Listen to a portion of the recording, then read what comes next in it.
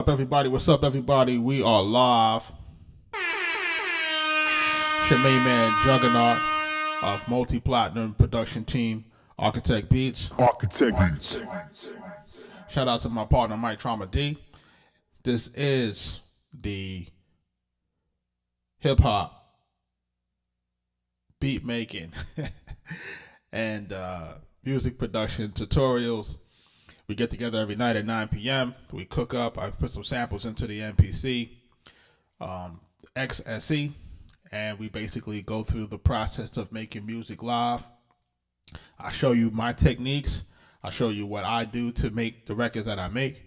For those who are new here, again, we work with everybody from Big Pun to Nas, Prodigy, Mobb Deep, rest in peace, Jadakiss, Killer Mike, Freddie Gibbs, Sci-Hi the Prince, The Game, you name it. We've pretty much got records with everybody. So make sure you're hitting the like button. Make sure you're hitting the subscribe button.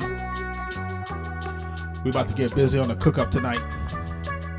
I found this sample. It's a 4-bar sample. They got the illest guitars in it. And really to set it off, I added some little percussion to it. And just to get a little bit of a groove, right?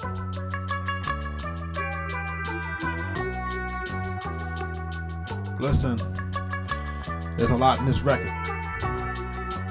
But you definitely got to pay attention to how we build it and put it together. Right? Like I said, if it's your first time here, my name is Juggernaut of multi-platinum production team Arkatech Beatz. Big Pun, Nas, Prodigy, and Mobb Deep. Jadakiss, The Game. Killer Mike, Waka Flocka. Shorty Low, rest in peace. Meek Mill, you name it, we did it. Let's go.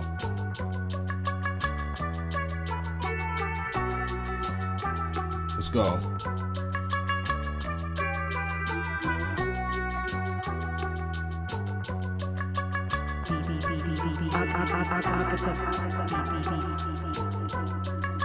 We're gonna add another hat here.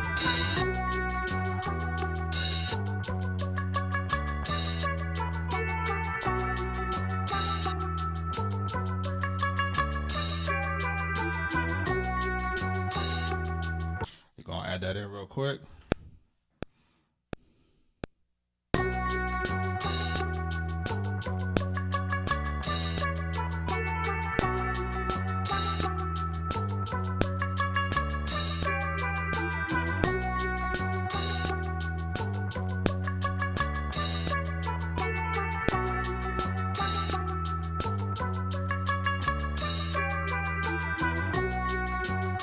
We're gonna get a snare in here. Turn this hi-hat down a little bit.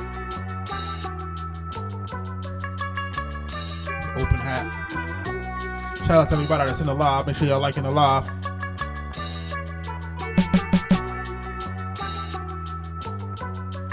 We're gonna add the snare in here.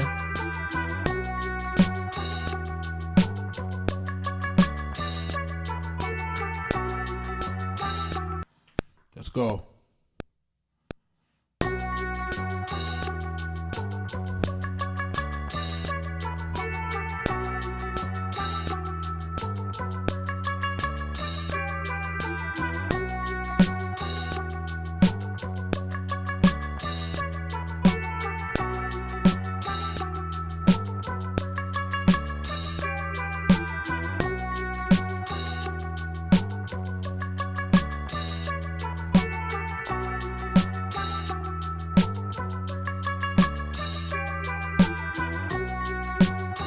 Y'all ready?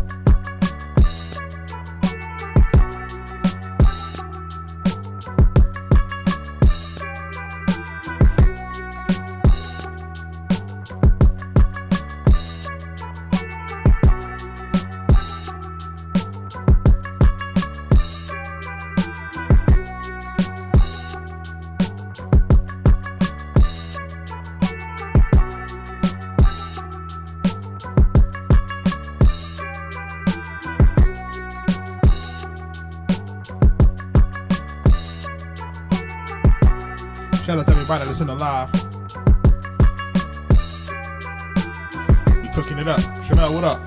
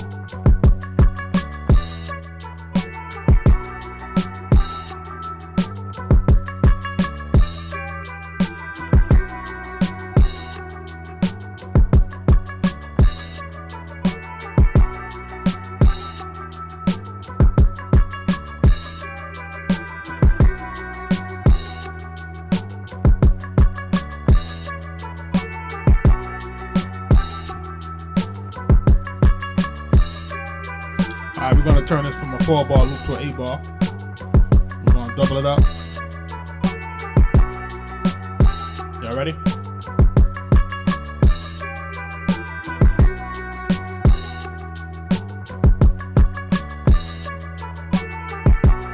Peace, Shamal. Let's go.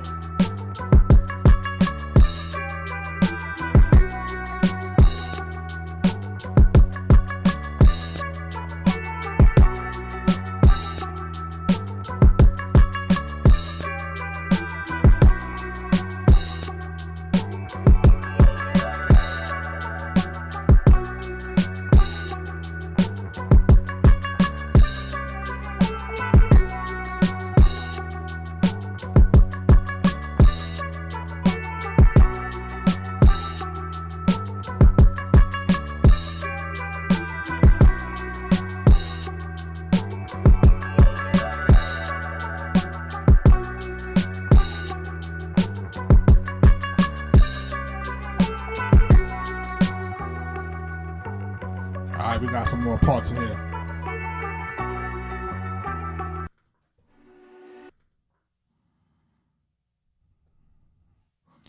Shout out to everybody that's joining the live. If it's your first time here, make sure you're hitting the follow button.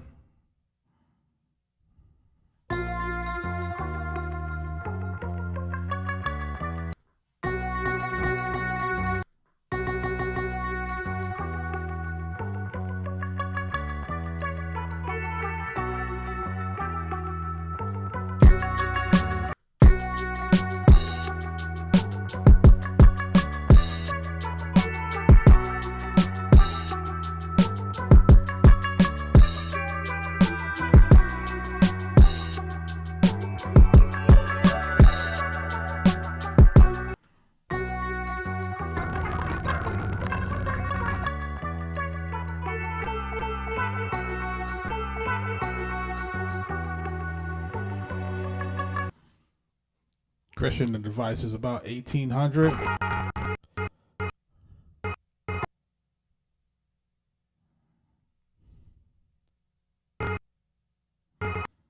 It's on sale. It used to be 24.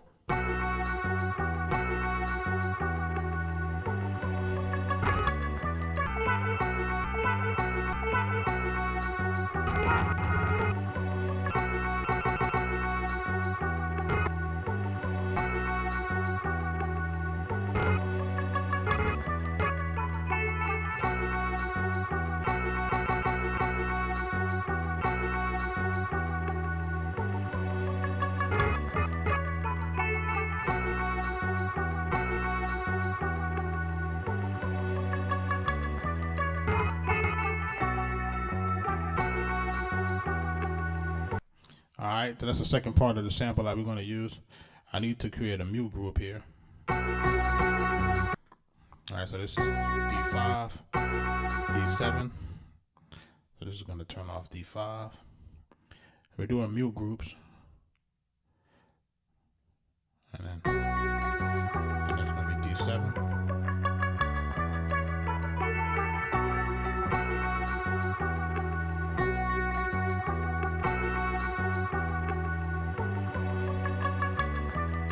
going on, Richard? Y'all ready? Alright, so now what I want to do is I want to copy this sequence to the next sequence. And this one is going to be, this is going to be the hook. And then y'all going to see how it comes all together. Alright, so now.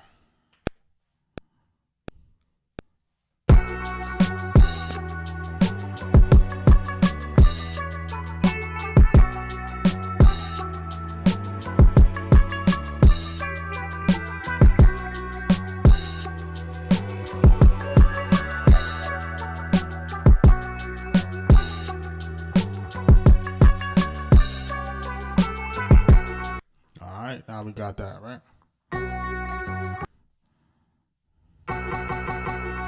Gotta make sure the volume is the same. This one is at 1+1. Get the effects on it.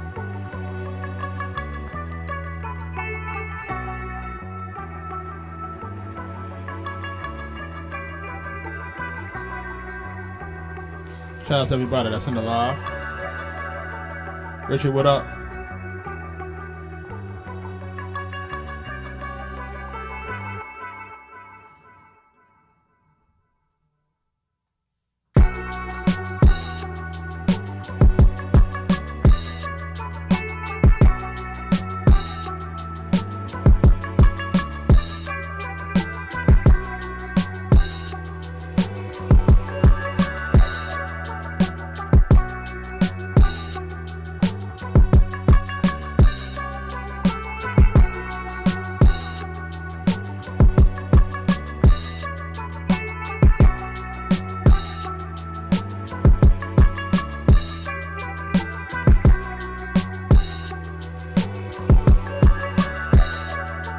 Y'all ready?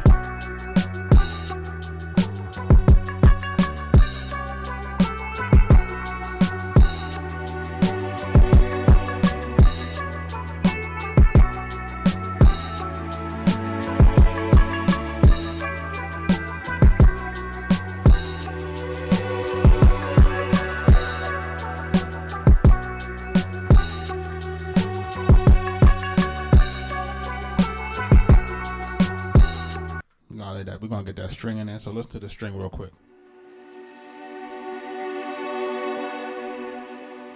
So this is a dope string patch that we're gonna put on it to make the hook.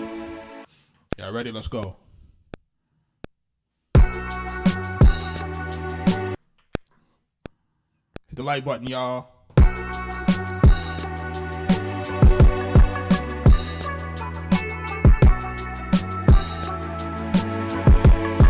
Anthony, what up?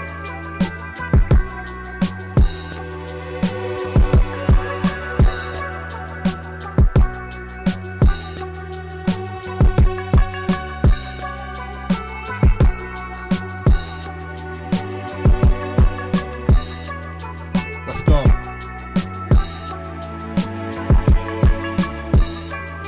Let's go. Still got a nice groove to it.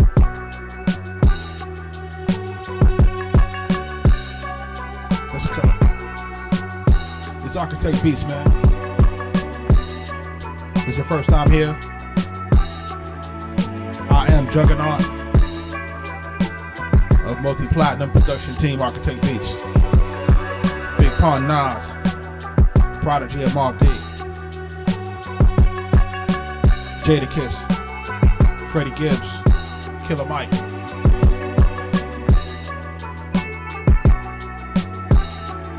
Appreciate you, brother. Make sure you're hitting that like button, man. Shout out to the new followers, man. Let's go. If y'all want to catch the replay of this, hit up on YouTube.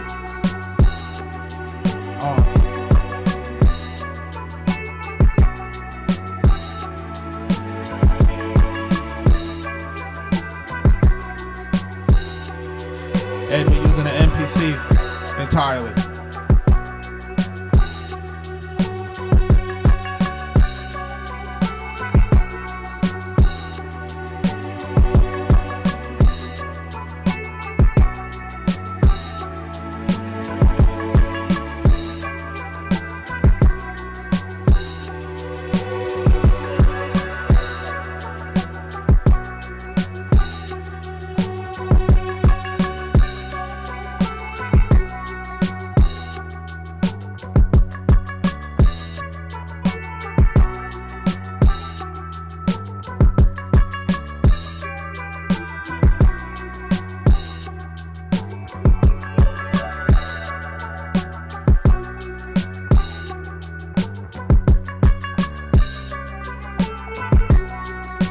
Anthony, the splits is only online because it say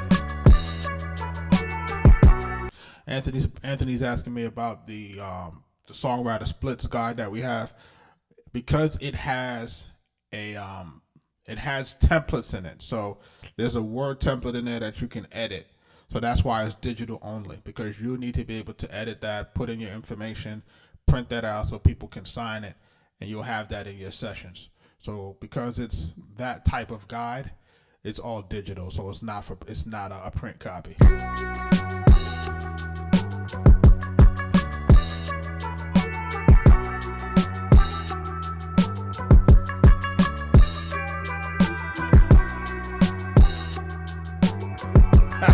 Mike, you know what it is.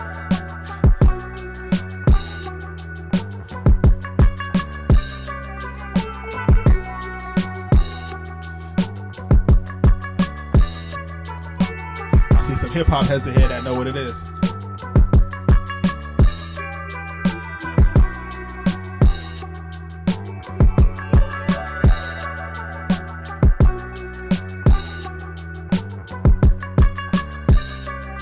Let's go.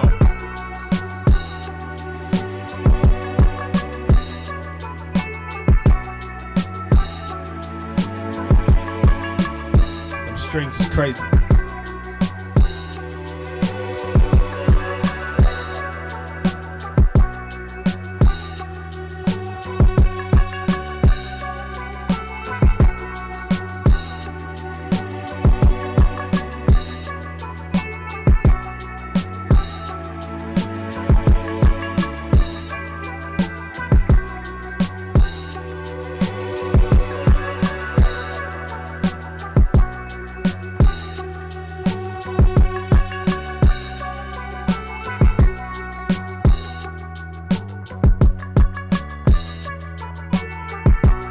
The niggas losing?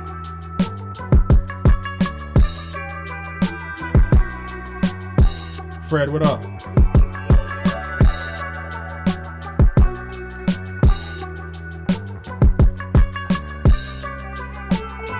Damn. Ain't got no answer of Indiana, huh? That choke, man. Reggie Miller curse. Let's go.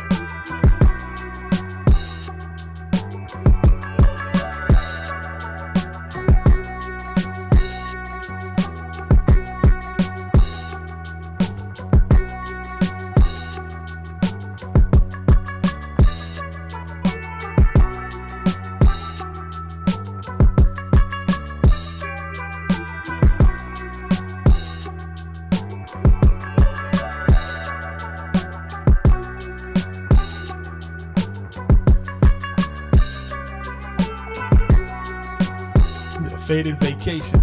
I like that.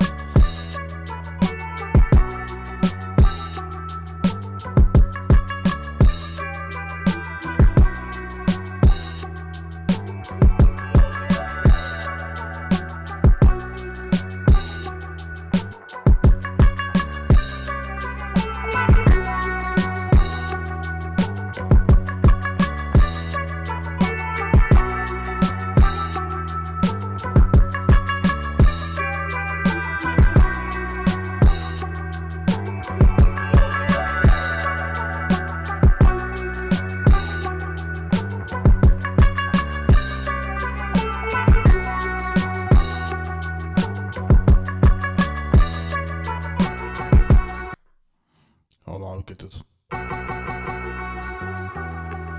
We gotta get this sound right, you know what I mean? Like, so I'm gonna add some EQ to this.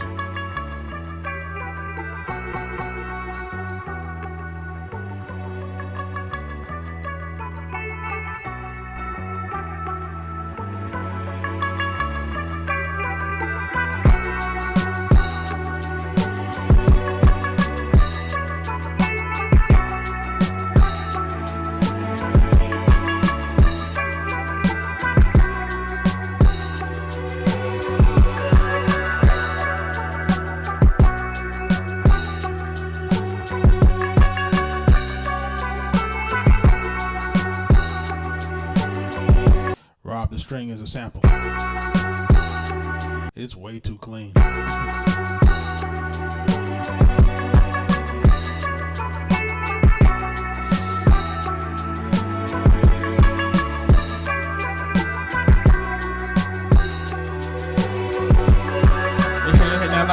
let's go.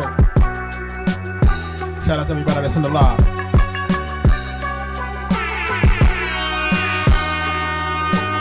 Arkatech Beatz.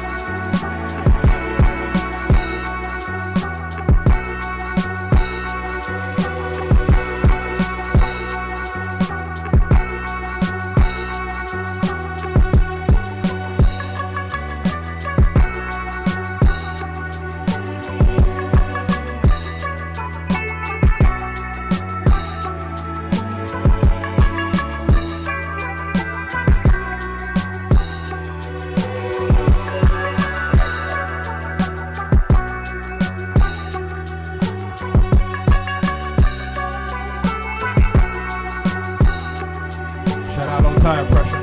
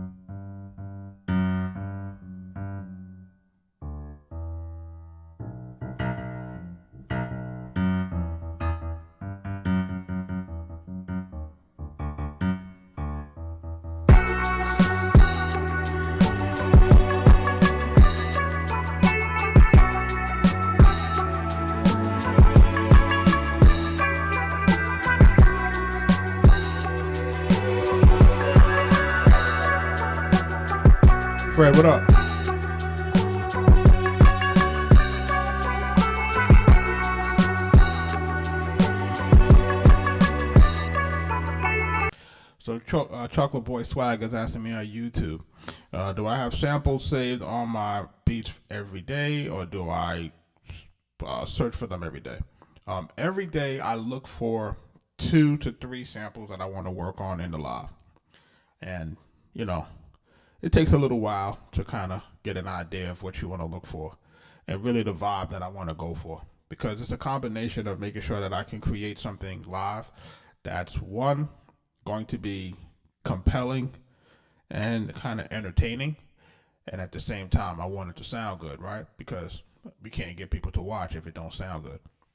So kind of got to have that fine line of figuring that out. But shout out to everybody that's coming into the live. Shout out to everybody that's returning to the live. Boy Swag, I see you. Rob, I see you. Richard, I see you. Anthony, I see you. You know what I mean? These are my folks that come in all the time. You know what I mean? And basically they're trying to get the game, learn the music business, get inspired, start working. We talk about everything in this live, from music business, contracts. Ilium, what up? I see you too. Just contracts, points, music publishing, split sheets. You name it, we talk about it. Social media, content creation. So, if you have questions, I always tell people to make sure that you're asking during the live. I'll sometimes go in between making some of the records, and as I piece the record together, I'll walk you through the process of what I'm piecing this record through. So how do split sheets work? So Anthony's on TikTok is asking me, how do split sheets work? So split sheet is basically like this, man. Whenever you're doing music with anybody, right? So say, for example, I'm the producer, I'm making the music, and then somebody's coming in as a writer. Typically what's supposed to happen is we're supposed to split this song 50-50, right? Now what happens is if we add in 2 more writers, right? Now it starts to get a little bit different, right? So now we're talking about the producer still maintaining 50% of his record, and then now you guys having to take your 50% and split it amongst 3 people, right? So then it starts to get more convoluted as you add more writers. And if you notice, a lot of music has a lot more writers on them these days. So the only way to make sure that you're going to be entitled to your appropriate cuts and splits is to have a split sheet, because what's going to happen is this. Say, for example, I do a record with a guy and I register the record first. If I register the record first with ASCAP and there's no one to contest it, then what happens is ASCAP will accept that registration as the registration. But it doesn't mean that it's accurate. So I could say that I did 75% of the record and give somebody else 25% of the record, even though it may be 50-50. But ASCAP doesn't know that. And ASCAP is not going to ask any questions until someone contests it, right? So if you contest it, they're going to say, well, it's already been registered, we've accepted it. What proof do you have, or what documentation do you have to show that you are, in fact, entitled to the splits that you're claiming? So this is where the split sheets come in, especially if you don't have a formal contract, or if you don't have a producer contract. You have to have something to show that the writers of the song signed off and agreed to certain percentages. Because what can happen, and what I have seen happening, is that someone can claim your percentage, and they can claim it for years. And if you're dealing with places like ASCAP, or maybe places like the Sound Exchange, the issue with this is that they only give back a certain time of retroactive royalty. So if you don't catch it within the first 3 years, anything that exceeds that, they're not going to pay you back retroactive. So I suggest that everyone have split sheets. In my own personal problem, let me rephrase that.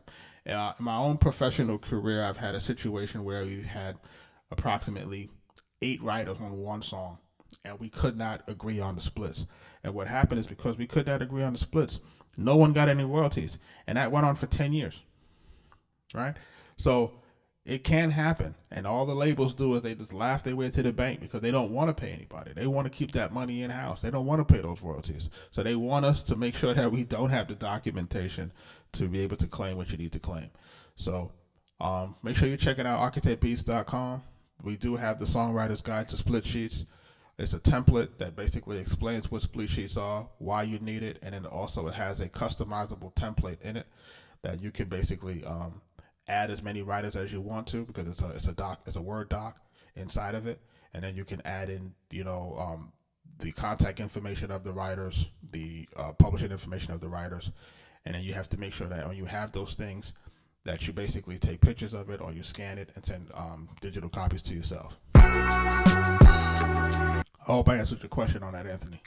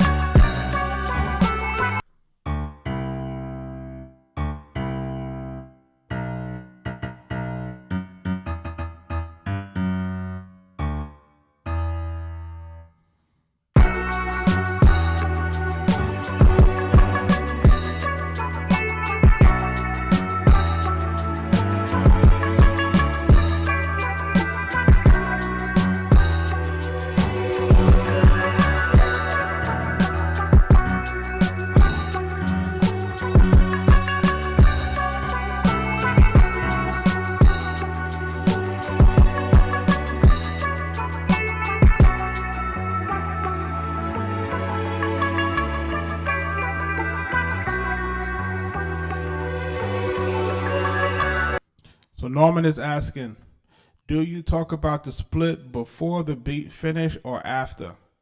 Okay. Let's talk about that, because this is very critical. Okay.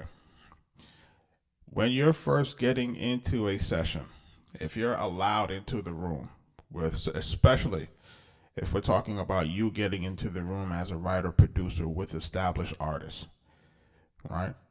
You do not want to talk about the splits before your record is actually completed and is about to make the cut. If it's not making the cut to get on the album, there's nothing to discuss, right? You want to make sure that if you're working with an established artist, you do not want to introduce the premise of handling business while people are creating. It is a taboo. It is a no-no. No one wants to talk about it, but it's the fastest way to get you pushed out of the room. The fastest way. So if you're in the room and you're talking about, I want to handle my business, and the record ain't done yet, and you're in there and you're trying to deal with a bunch of creative people, and these folks are trying to get through the song, and we're trying to push, well, who's going to take what percentage and this type of stuff, and you start talking that way, it's the fastest way to get you taken off the record.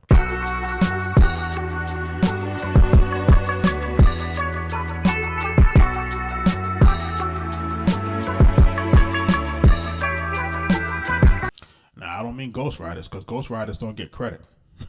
You know what I'm saying? I'm talking about actual writers, right? So think about it like this.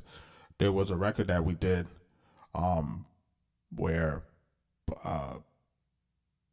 there were 8 writers, because it was basically like there were 4 different rappers, and then there was 4 of us that worked on the beat collectively. Now you got to get in a car, EJ. I'm sorry.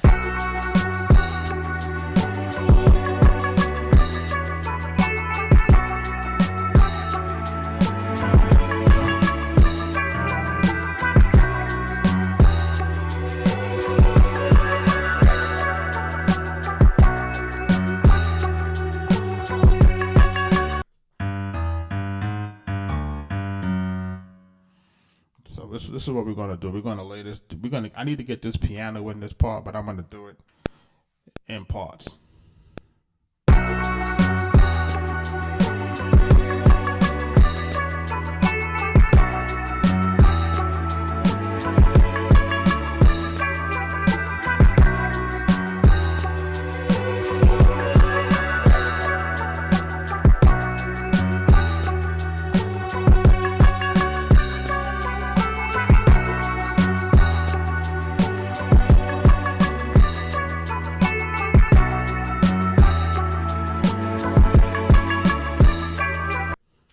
Now I'm going to check my arrangement, make sure it's good on the timing. And I'm going to go back now and I'm going to add in the rest of the parts. And a lot of it is, this is really just, if I can't, because of the way my setup is set up, I can't really reach the keyboard and be on live at the same time. So I'm trying to do everything through the MPC. But I'm also trying to show people that you can do everything through the MPC without using any other pieces of anything. So shout out to everybody that's in the live.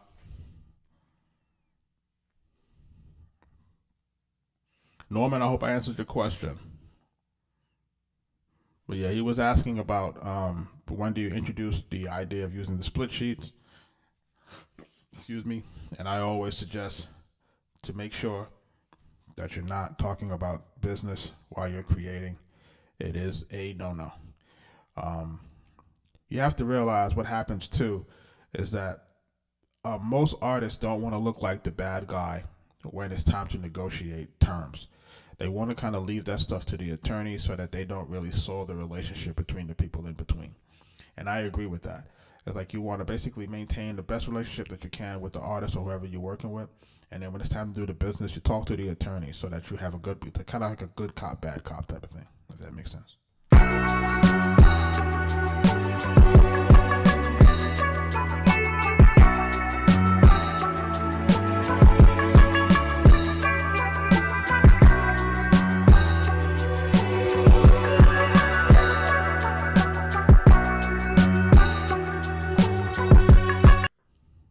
Yeah, I've seen it go so left, man. When people get in they're excited. Don't get me wrong. People get excited to be working with their favorite artist, and but no one will tell you that. Listen, save that. Don't. Let's not talk about that right now.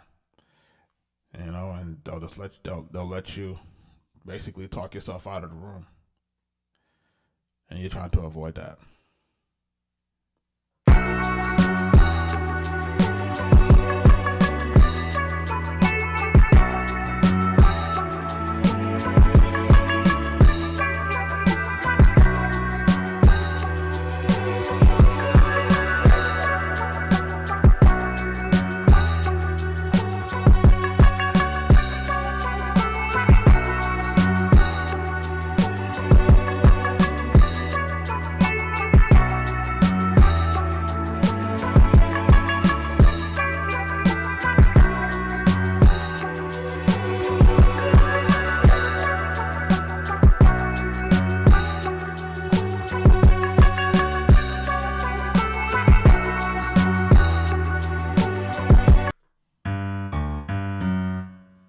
Now we're going to add the second part to it, right?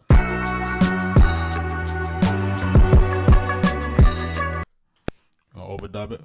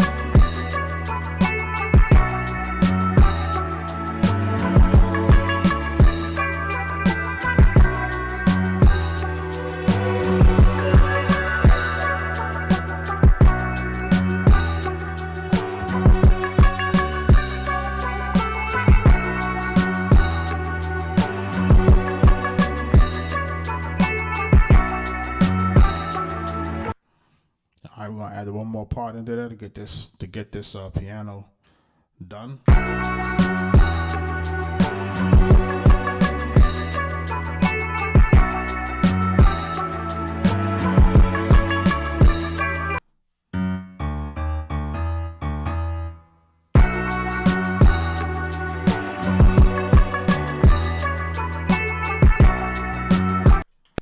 Let's go.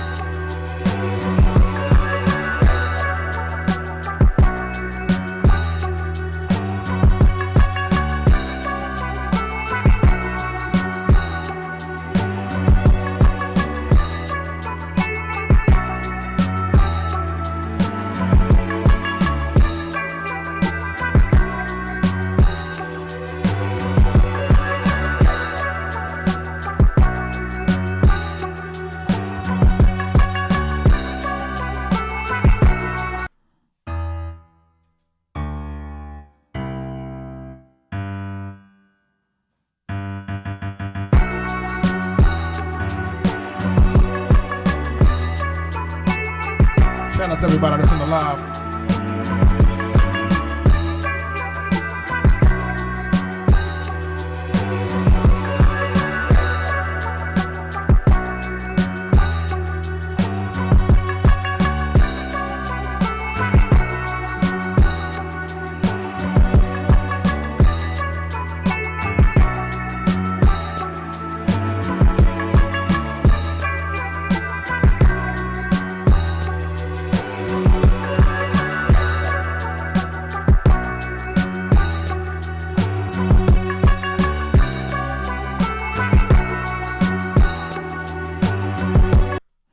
Alright, now I got my piano in here.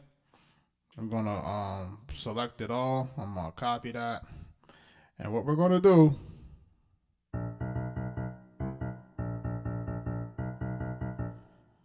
what is that? That's B, right? That's a B. That's a B. Yep. So we're gonna bring it down an octave. We're gonna copy it, and then we're gonna transpose it.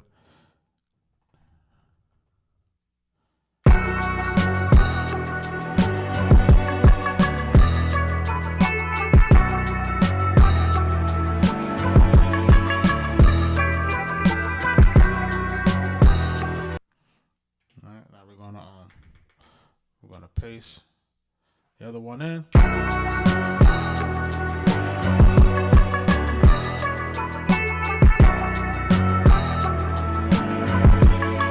Alright, now we're gonna do, I think it's too low. I'm gonna select it all, and then I'm gonna transpose it up.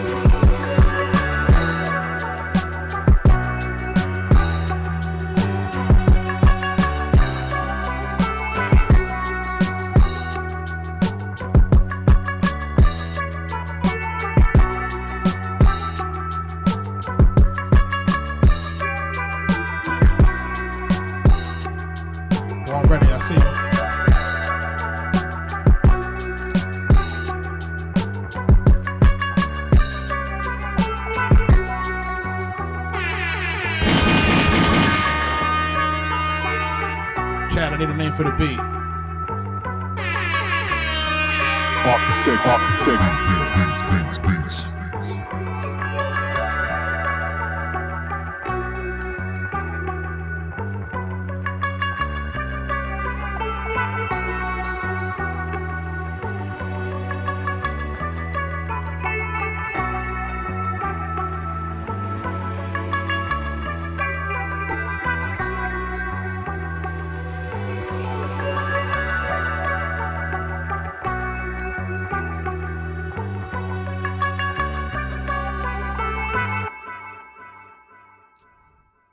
Shout out to everybody that's in the live, man. Shout out to everybody that's in the live.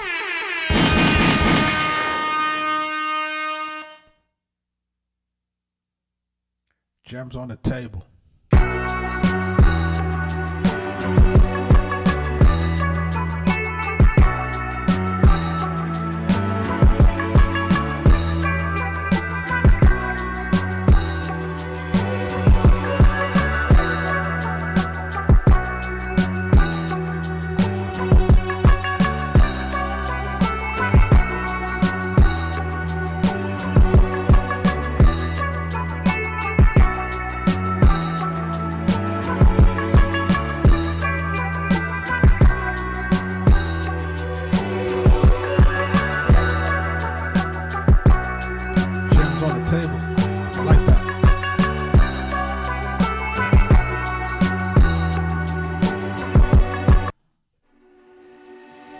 Turn this up. Get them strings up. Y'all hear that? Let's go.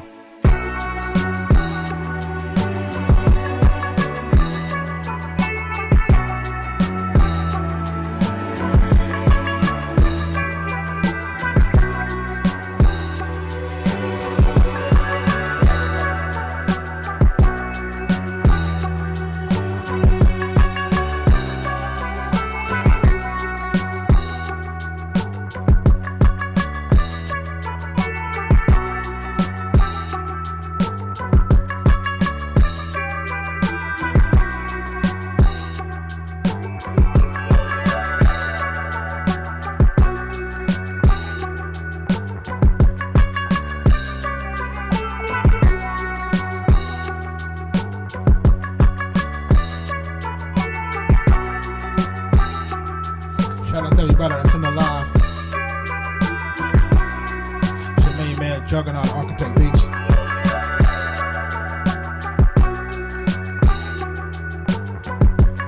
Back to the hook.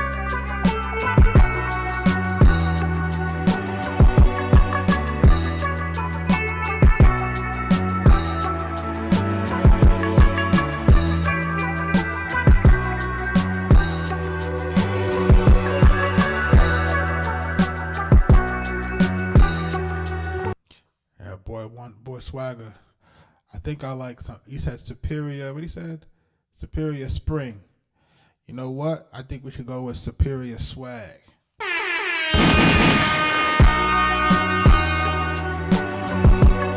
Let's go.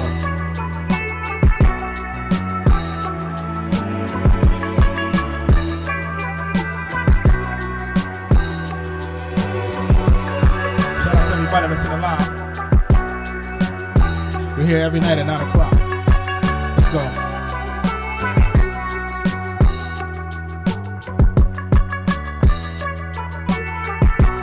To all my new people in the chat, tell me where y'all from, man.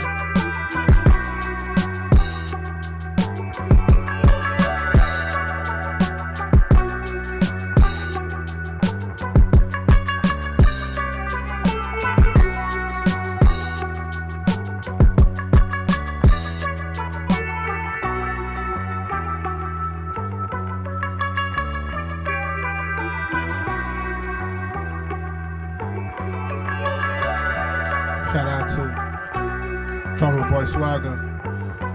We're gonna name it Superior Swag.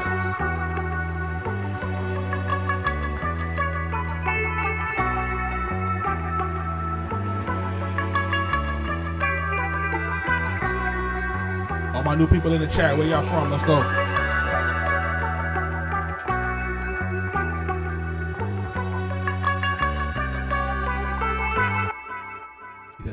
strings. Nah, I like spring. I like swag, man.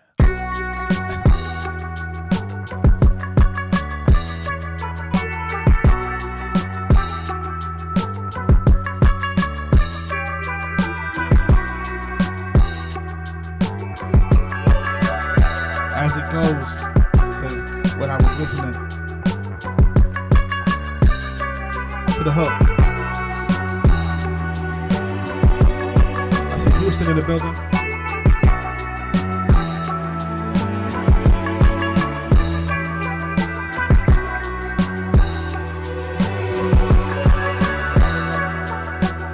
I know Atlanta's in the building. Let's go.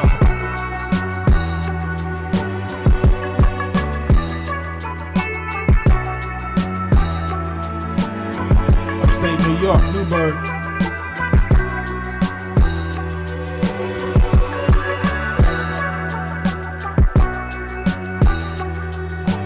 I'm from the Bronx myself.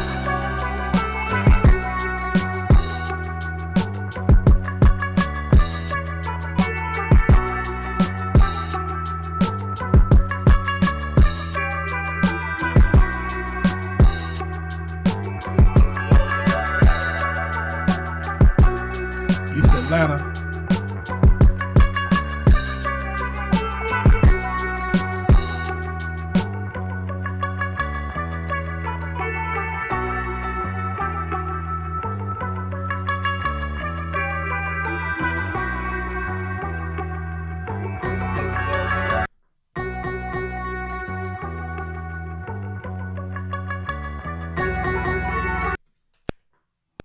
Let's go.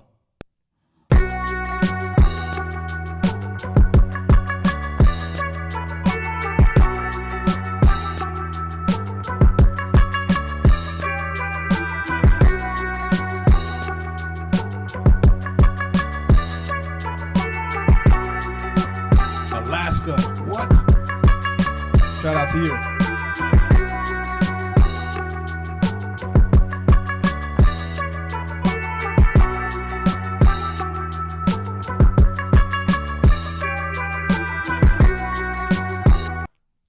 This is gonna be my verse. And this is gonna be my hook. And then I need to copy this hook with it's gonna be the hook with the tag. And then we about to be done with this.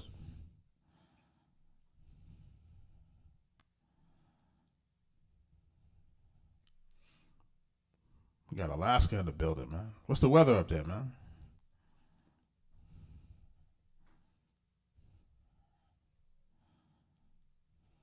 Arkatech.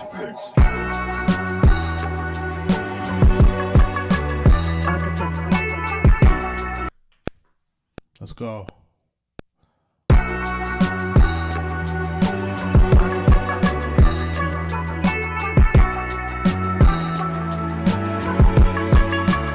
Nashville in the building.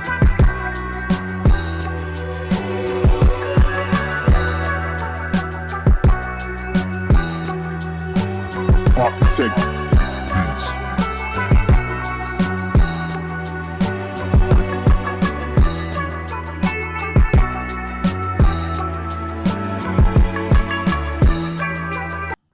Alright, now we gotta get this sequence. We call this Superior Swag.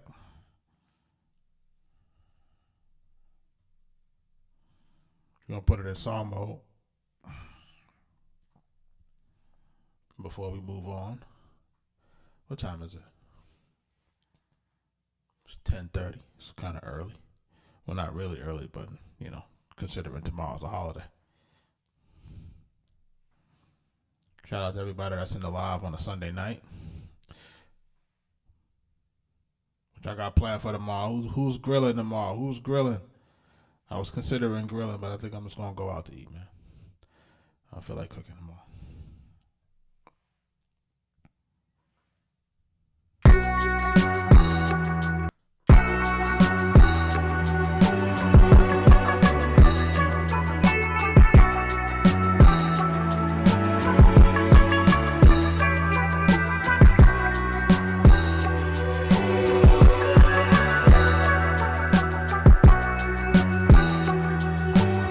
Arkatech Beatz.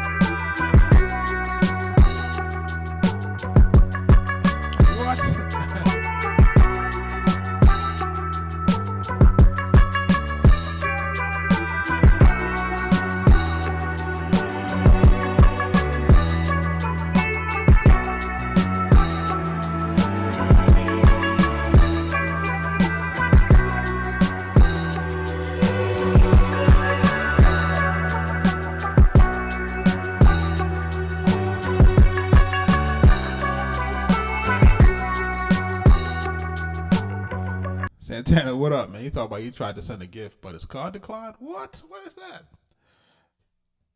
So check this out. Let me get this beat out of here. That's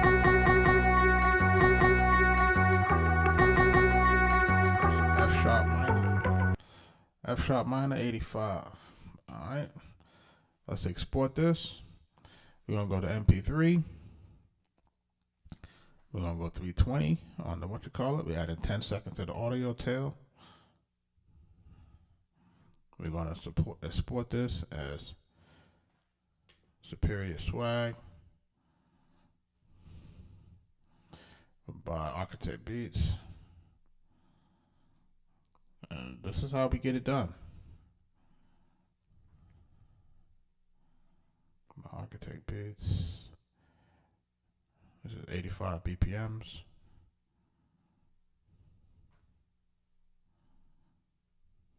And we said it was F sharp minor.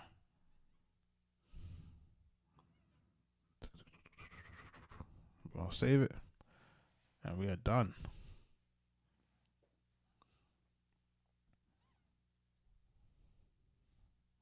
So while it's exporting, I'll answer any questions anybody got, man, as it relates to the music business, man. What's up, man? What's the questions that y'all got? Santana, you gotta try another card, brother. Shout out to you, man. 24 hours daylight. He says it's the land of the sun, in Alaska. I've always wanted to see what that looked like. I'm gonna have to put maybe like an Alaskan cruise somewhere. Try that out. And do that while it's like daylight. As it goes, we go live every night. So we've been going live every night. This is day 38. We've been going live every night. Most times we're doing anywhere between 2 and 3 beats in the night. You know, tonight seemed a little light because it's gonna be the holiday. So I may come off the live a little early, and we will be setting up a Patreon. So the Patreon will basically be where I could talk a little bit more freely, with this TikTok algorithm. Says, can I play yesterday's beats? Yes, I can do that.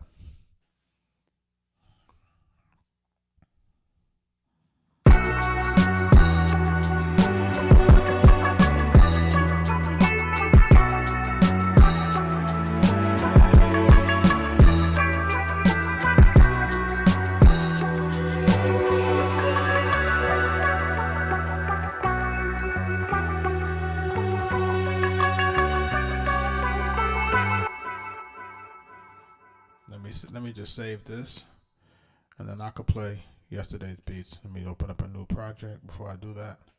Hold on. I think I got something in here before I go.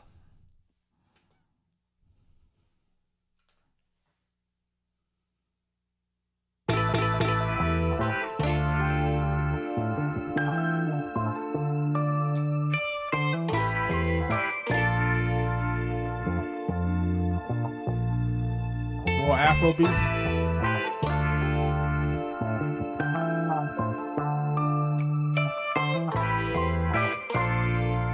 Yeah, that's gonna be crazy when I make that right there.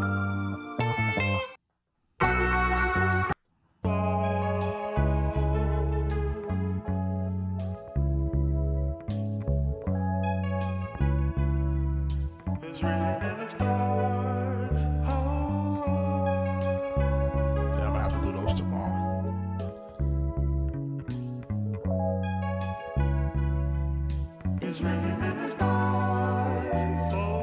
East Antenna, be safe, brother.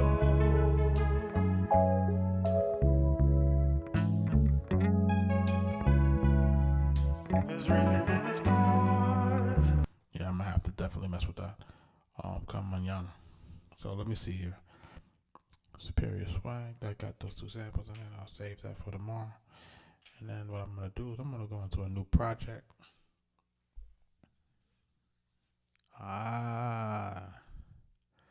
That's gonna be for the Patreon, where I tell y'all where I get all the magic from.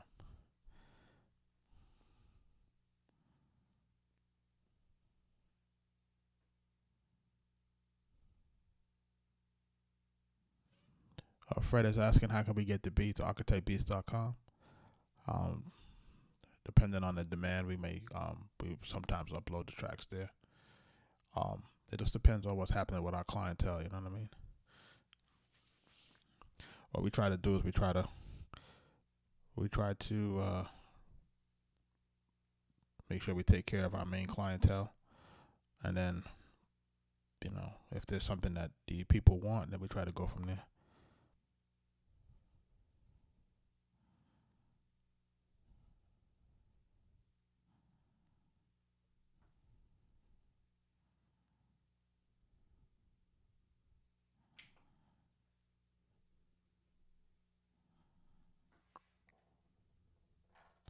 Shout out to everybody in the live.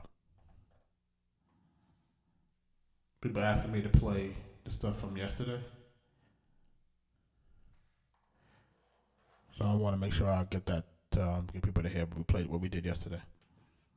So I'm just trying to get to what we did yesterday.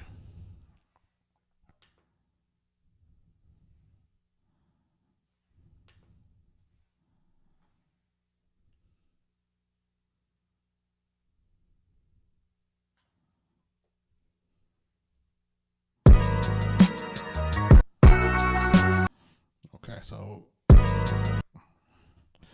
we did this yesterday.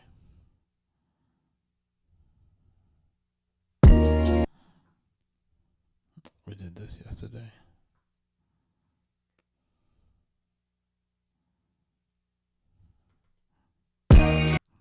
We did this yesterday. And then we did this one yesterday.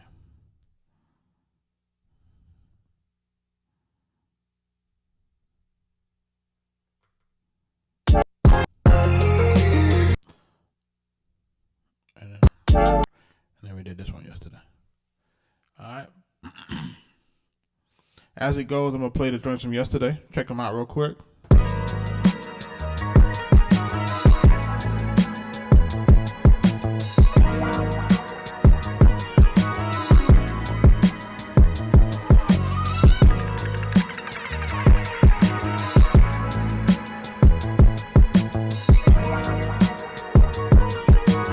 Arkatech Beatz.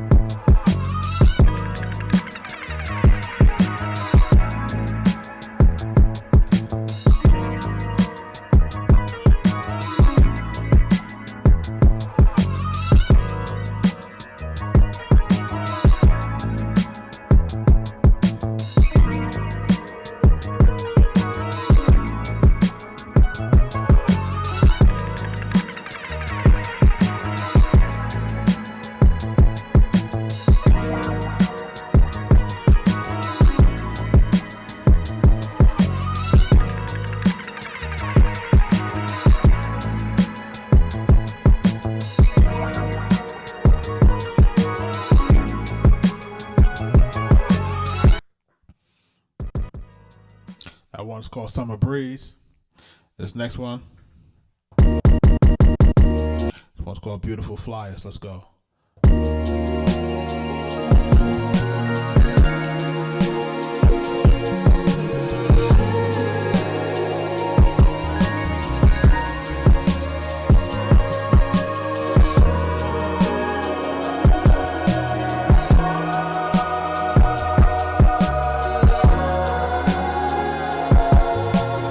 Arkatech Beatz.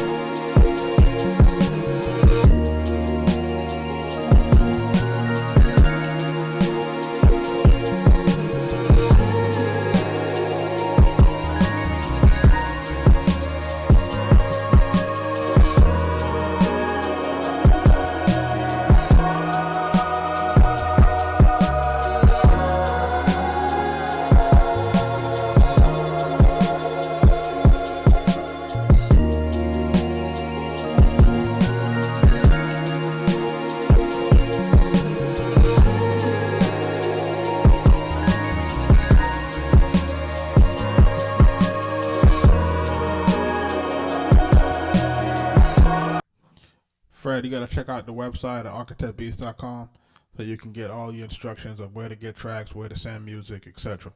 There's a process for us in order for that type of stuff to happen. All right, so we just don't take arbitrary stuff. That has to go through the process for us. It runs for our protection and for yours. On the next joint, this joint is called Share the Process.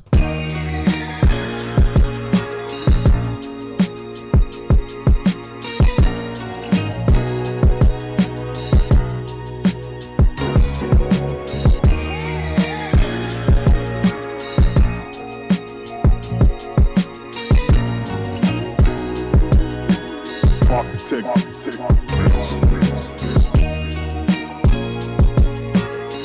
Yeah. Anthony, people asking to hear the joints from yesterday.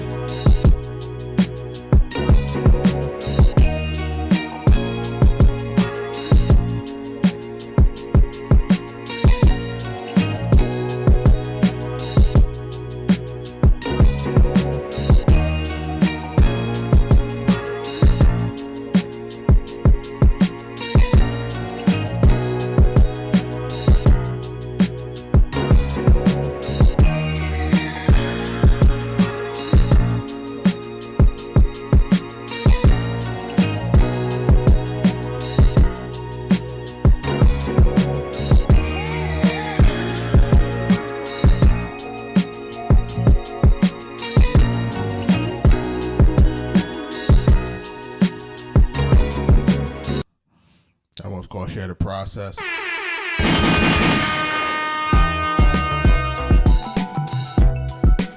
This one's called The Total Dream.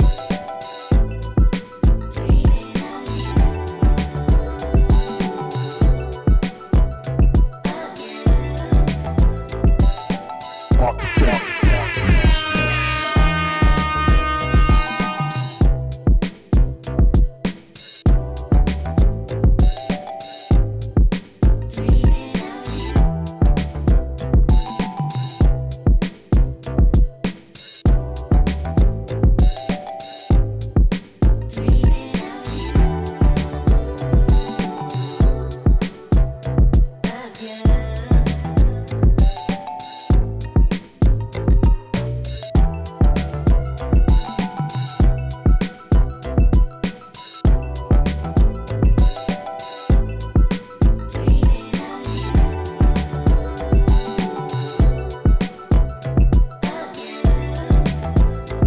Shout out to everybody that's in the live.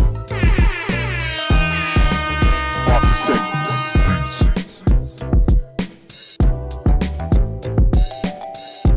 That one's called The Total Dream. And this last one, this last one's from yesterday. This one is called the Miami Dice.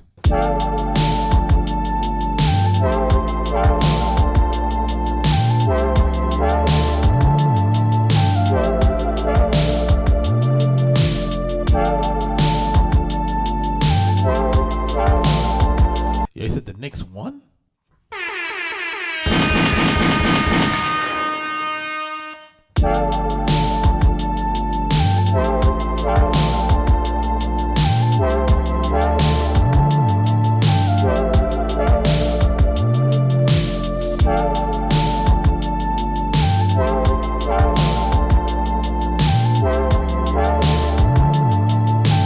Arkatech Beatz.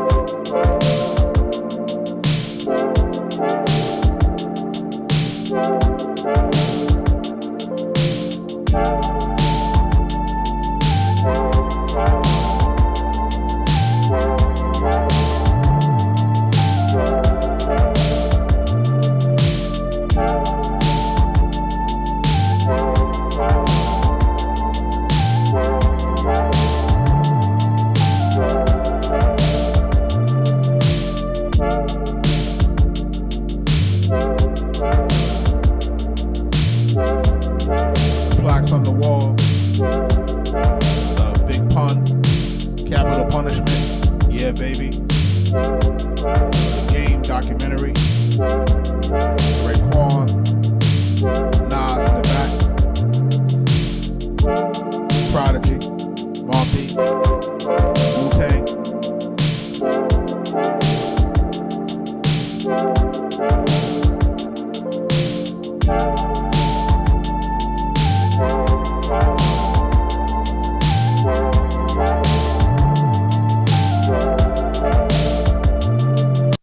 The OGs, man. Listen, like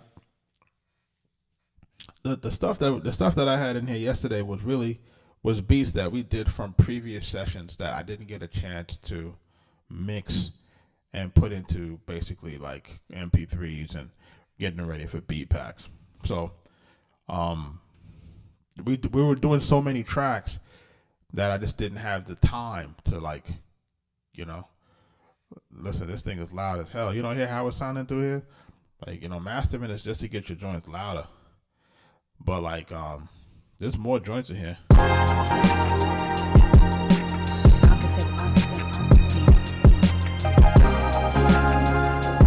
called Street Lights.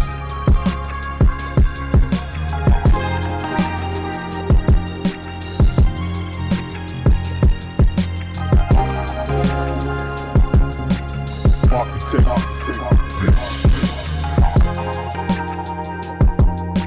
You know what I mean? This one was called Dear Father.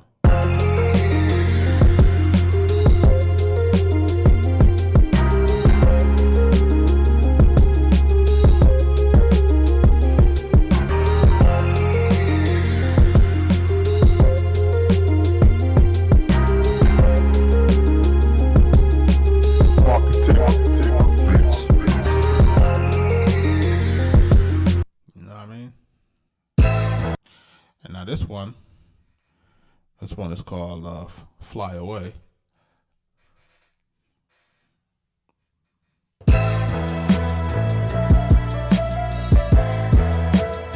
Shout out to the Knicks on the comeback.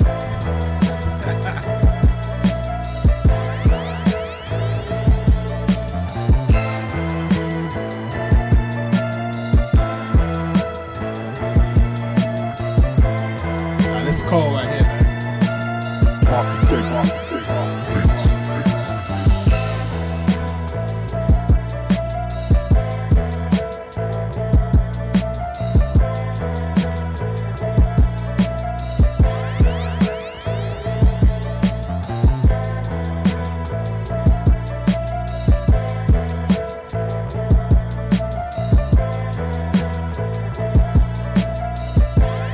Depends, man, on what your vibes are, you know what I mean?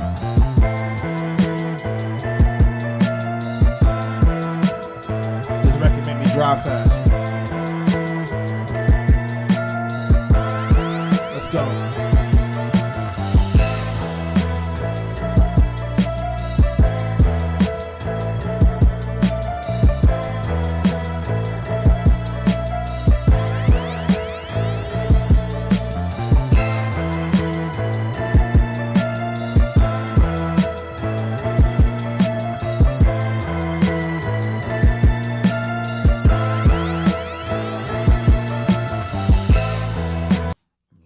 I hear that, right?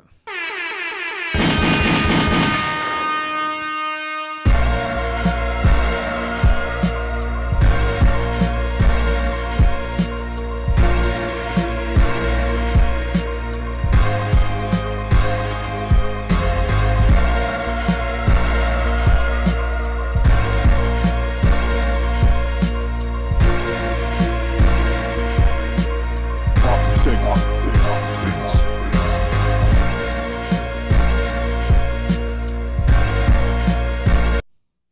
Yeah, I hear that.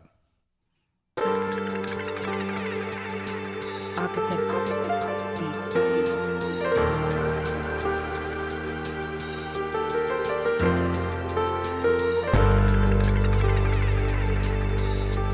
Shout out to the Knicks winning the night. Arkatech Beatz.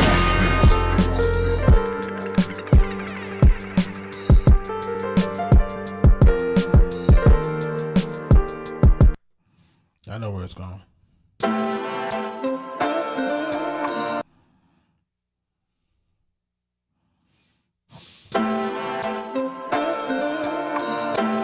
This one's called Cool Summer. Arkatech Beatz.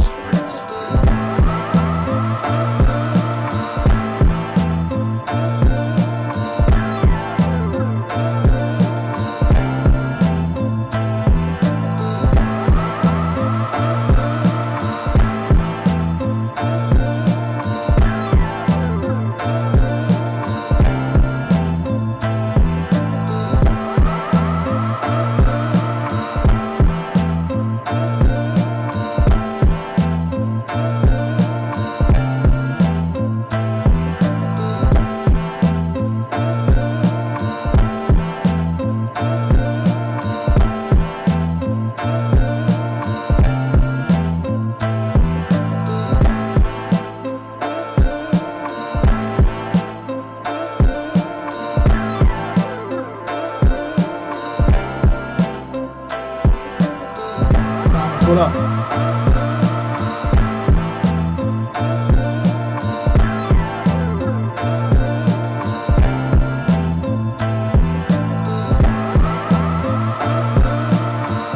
Yeah, I like that one.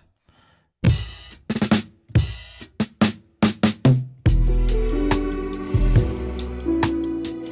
beat is called Lost.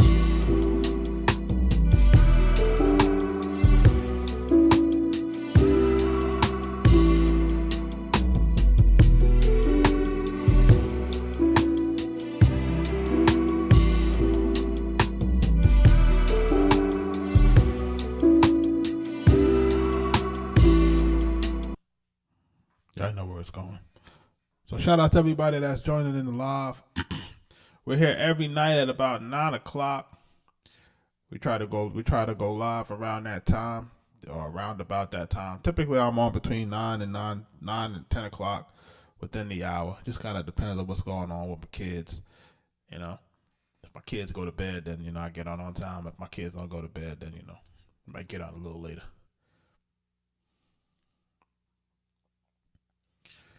Listen, you got to make the time, bro. And honestly, all you really want to do is you want to make some time.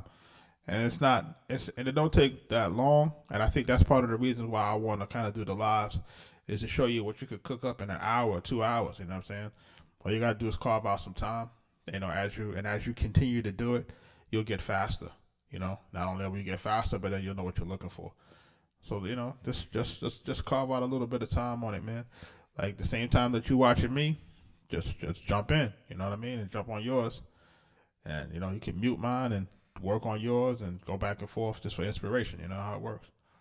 But at the same time, I just want to make sure that artists are out here learning this music business, making sure that we're not being taken advantage of.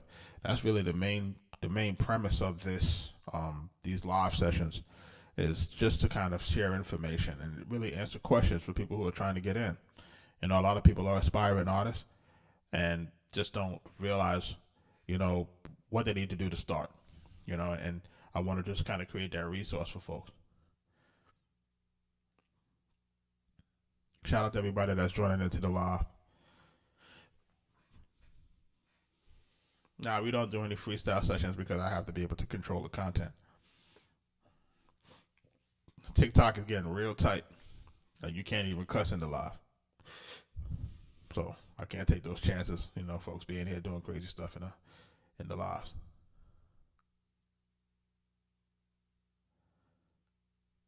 Yo, this like listen, man. When I bought this MPC, because I have a 2000. I never bought a big MPC because I had an ASR. So because I had an ASR, I didn't see the need to buy a big MPC. I always bought like a 2000 or something like that. It's just now that getting this one now, it feels good. It feels good to have this one.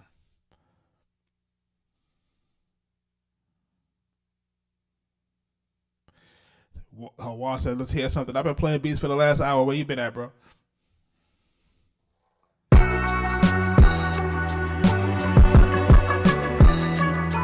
Thomas, we did this tonight.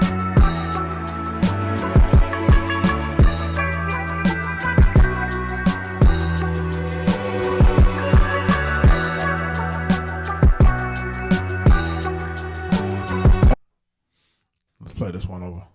This one is called Superior Swag. Shout out to my man Chocolate Boy Swagger. Is all the beats saved in this program? Nah, I'm just loading them into pads.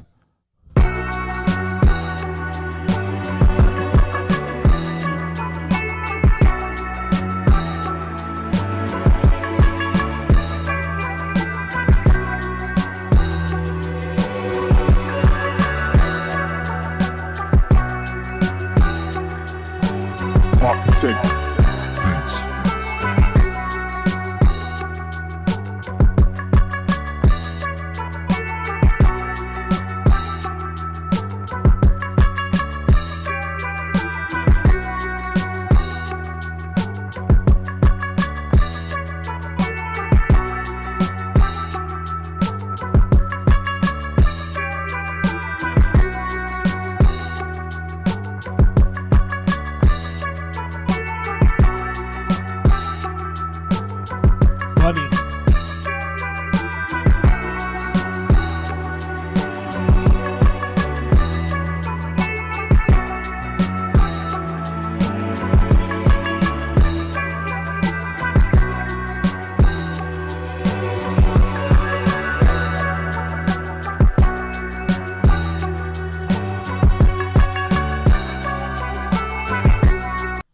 So, I'm gonna answer two questions. Buddy's asking if the Rocket's still the best speaker for hip hop.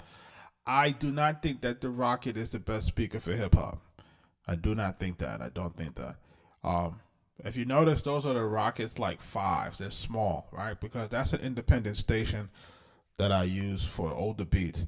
But if I move my camera over here, you're gonna see that I got Yamahas here. The Yamahas, and that's what you call it, right? And the Yamahas, in my opinion, are the ones that are going to give you the best translation in every kind of scenario. And when I say it's translation, meaning that you want to mix your record, and however you hear your record on the Yamahas, when you go to different places, it's going to translate the same way. But yeah, I think the Rockets are good if you're trying to do trap. You know what I mean? Like the Rockets is good for like trap for low end. But to me, it colors your music. It makes it very low end heavy. So that's why a lot of guys, you see guys doing trap music, use the Rockets because they want to hear that, and they want to basically have a speaker that you don't have to buy a subwoofer for. I mean, or a sub for, right? So some guys have a sub, but they don't want to spend the money on the sub, so they buy a larger Rocket because it has a very heavy low end. And then Bradley's asking if this is a good thing for making techno. I don't do techno. I mean, the closest I'll get to maybe some house. I mean, listen, it does everything. This is an MPC, man. Like it's everything in here is gonna be loud. It's gonna be fast. Like, so in my opinion, I think it can do whatever it needs. It can do whatever genre of music you put your brain to.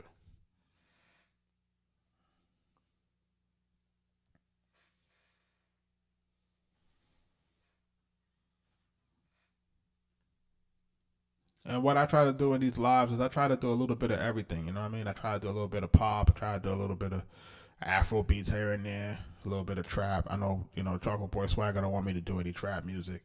I've been kind of leaning off of it. Um, but don't let me get in that trap bag. I'll show you that trap bag. It's real deep. Pause. You know what I mean? That trap, So we do it. We get it done. You know what I'm saying? Yeah, definitely, man. If you want to check out I would tell people to go to arkatechbeatz.com. We do have a studio gear list. You can kind of take a look at what we use. I know some people have been asking about it, so I said let me just put a list on there so people could look at what we're using and where to get it.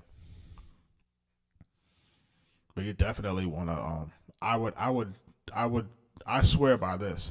If the people who's been in the lives with me for the last month, I don't even use any external DAWs. I've just been using this alone. I use this, and then once I export it, and that's it. MP3 straight. I export it right to my computer, and that's it. I'm not using any other software on it.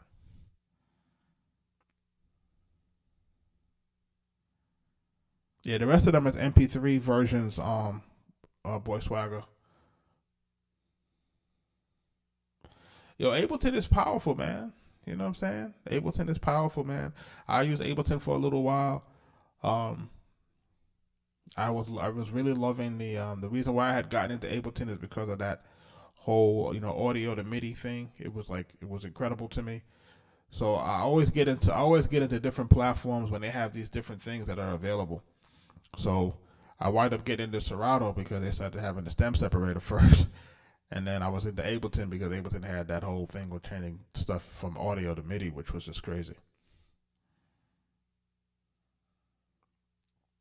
Yeah, buddy, you're gonna have to get away from the machine, man. The machine ain't really I know they just gave you that latest update, man, but Native Instruments ain't really, to me, they ain't really supporting their material or their products like that. And I got beef with them, man. And the beef that I got with them is that I had bought the first generation machine. I upgraded my computer, and then my machine stopped working.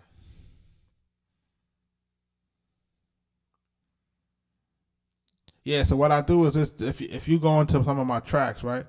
Like I don't know if you can even look at this, right? But look how loud this is. Look at my wave. My wave is like I don't need to master this.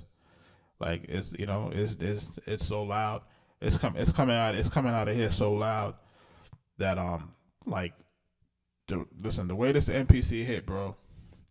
The main thing that I do on this thing is like this, and this is for people who kind of asking, right? I have my program set up, right? Right. So all my sounds are basically in here, and I EQ my sounds where I want them. I normalize them where I want them. I put them where I want them, so I know which snares. Everything is where I want it to be, right? In terms of snare, hi hat, stuff like that.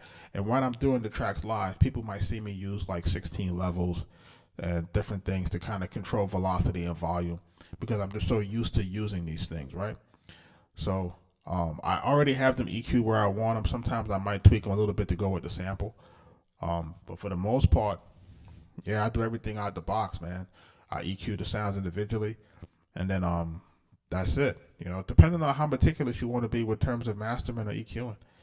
It just depends on your personal ear and how close you are to how you want to get your music to it. But yeah, you can do everything in this box. So if I have a sample in here, for example, if I go to like the pad mixer, I can add my effects here. I can do my inserts here. I got sends. I got my pen volume. And then, of course, I got my ins and outs. And, of course, you have your main settings, automation and all of that, volume. And then, of course, if you want to go to your main outs,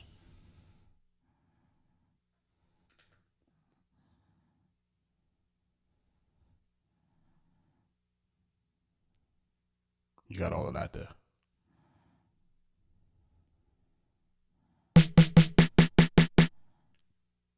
Hope that helps.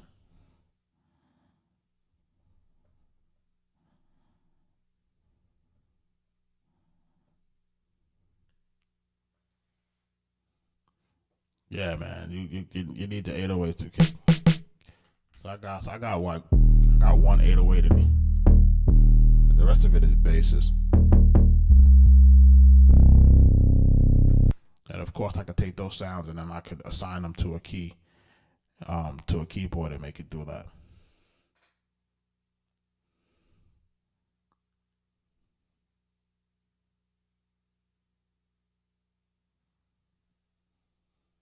Anybody have any other questions as it relates to this music business, man?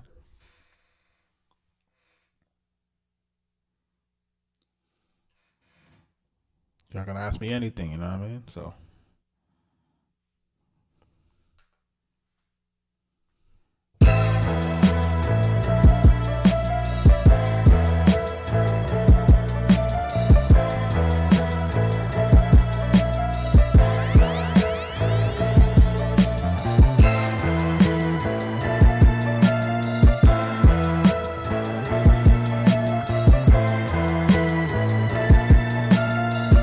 Arkatech Beatz.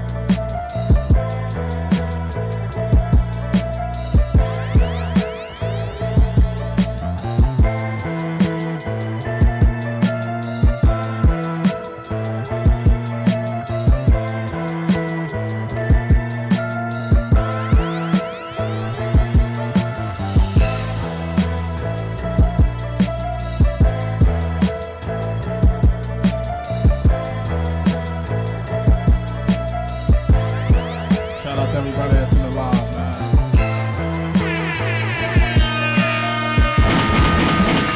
Arkatech Beatz.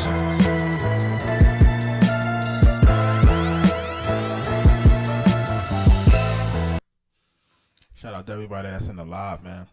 I'm about to break on out of here. Hold on.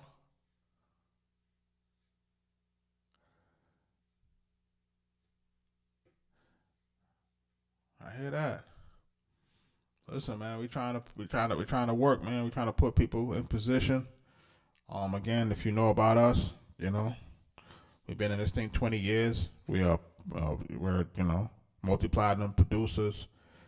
You know, we've worked on Grammy-nominated projects like Big Pun, Capital Punishment. You know what I'm saying? That's been Grammy-nominated.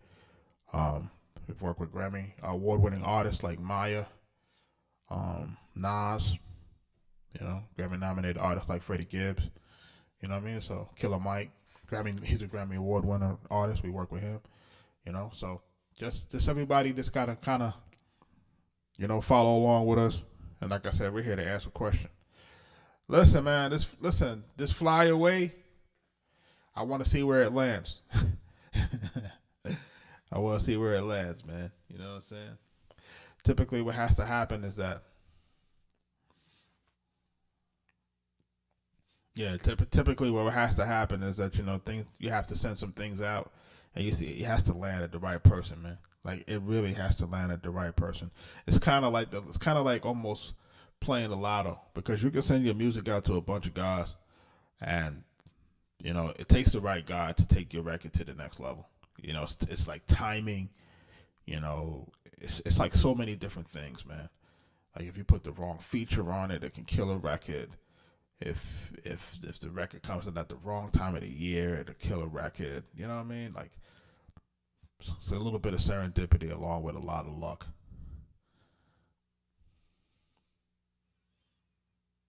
But it's a lot of work as well. Just trying to get it into the right hands, man. You know, you want the music to get into the right hands. People who can really do your music justice.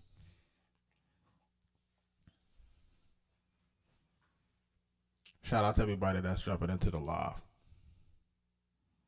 Yeah, we got to get the music back to where it needs to be. You know, that's one of the things that I kind of like about the whole Kendrick and Cole and Drake beef. I think that has put like a real light on lyricism.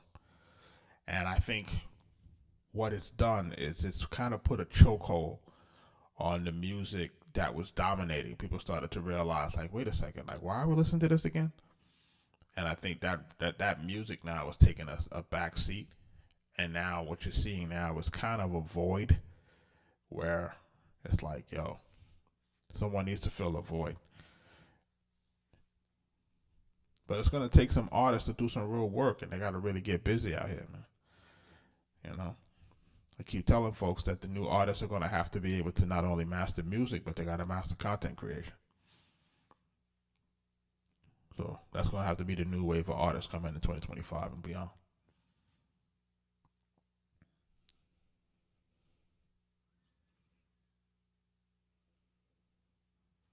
Y'all got any more questions before I jump out of here?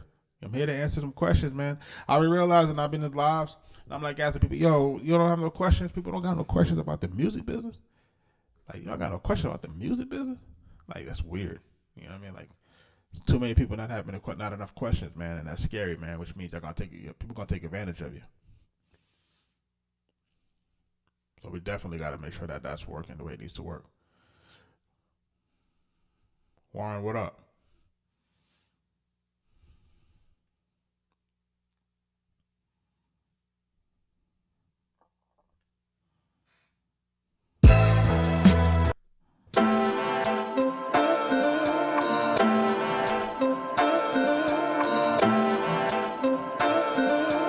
Arkatech Beatz.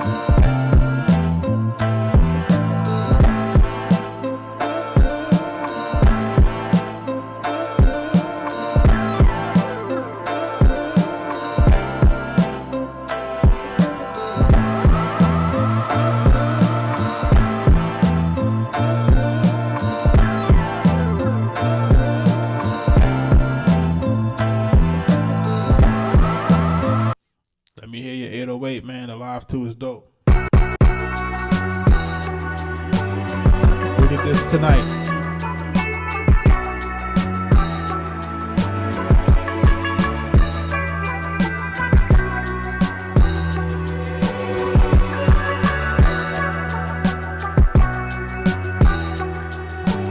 Arkatech Beatz.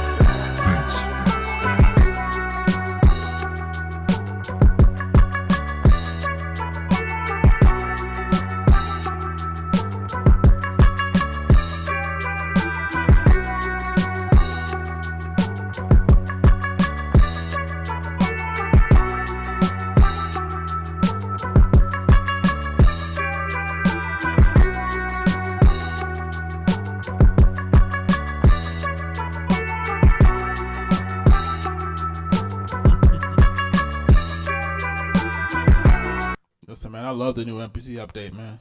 I don't really got any problem with the updates, to be honest. I haven't had the box long enough. I had the box maybe, like I said, from September. So I'm maybe 9 months in. You know what I mean? So I never got used to the old software. So as I got it, the 3 one came out. So I was like, okay. And this is more like how I'm used to it from the old MPC anyway, to be quite frank. You know, but if I'm being 100% honest, man, they call me a technical goon. So, you know, it's kind of easy for me to kind of learn these platforms.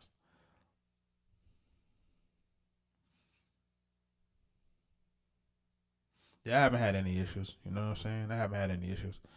But we're here just trying to hear the work. I know Richard's on Facebook, and he's like, man, people have to really start asking questions about this music business. Listen, I agree with you, man. And once I start to set up the Patreon, I'm going to start putting in different videos in there as for different topics as it relates to the music business, and I want to break it down into very, very, very, very granular modules and stuff like that, so that people can really start to understand, like, what we're doing, how we're doing it, and listen. The main thing about this is this: not only do I want people to be successful in their music journey and their artist journey, but I want you to be able to monetize that, right? Like, I want you to be able to make a living from your art. Like, I don't think there's anything that's more gratifying than that, than being able to do something that you like to do and being able to, support yourself and your family. Like, to me, that's the best thing that you can have going on. Now, you'll have a bunch of people out here talking about there's no money in music, blah blah blah blah blah blah. I really, really, really disagree, because again, when you look around, everything needs music. You go to the gym, everybody got music going. You go to the movies, there's music going. You look at commercials, there's music going. So they try to tell you that there's no value in this thing, but they want to buy your catalog.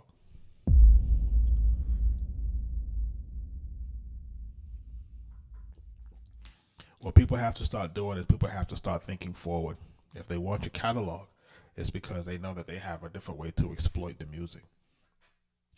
So the question is, can you wait long enough to cash out for the exploitation of the new technology that's coming?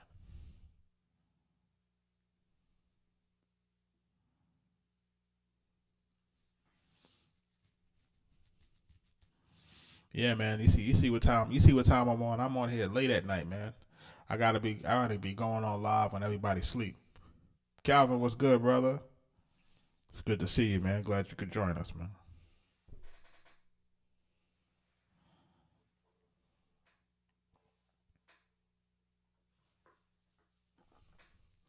Yeah, Rob is asking, do I ever use key groups to manipulate sound and samples? Yes, I do that. It's just that I haven't been using 808s lately. But if you notice in my kit, I got my key sounds here that I will be putting into key groups when necessary, right? So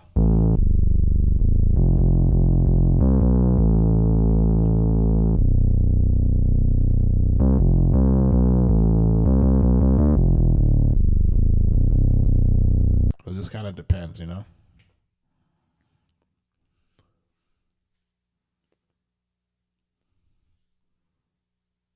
Houston, what up? I appreciate that, man. I've been putting in a lot of work in this game, man. I put in so much work. I've been blessed to really work with some of the best that hip hop has ever had to offer. Like, like the best. I think the other day I got a follow from who followed us the other day? CL Smooth. Shout out to him. He's one of my favorites, man. You know what I mean? Like, he's one of my favorites. So it's just a beautiful thing to just kind of know that people are, a beautiful thing that lets people. This is what makes you the best. I said I'm blessed. I didn't say the best. I said I'm blessed. BLESSED, blessed. God bless me. You know what I mean? Not the best. We strive to be the best. I'm not using any software at the moment. I'm all hardware right now. No software right now. I'm trying to abstain from software. And my partner Mike Trauma D, he loves software. He likes to keep going back and forth to the software. I'm like, nah, bro. I'm abstaining from software. I want to do everything inside of the box. I want to EQ it. I want to mix it. I want everything inside of the box because it can do it.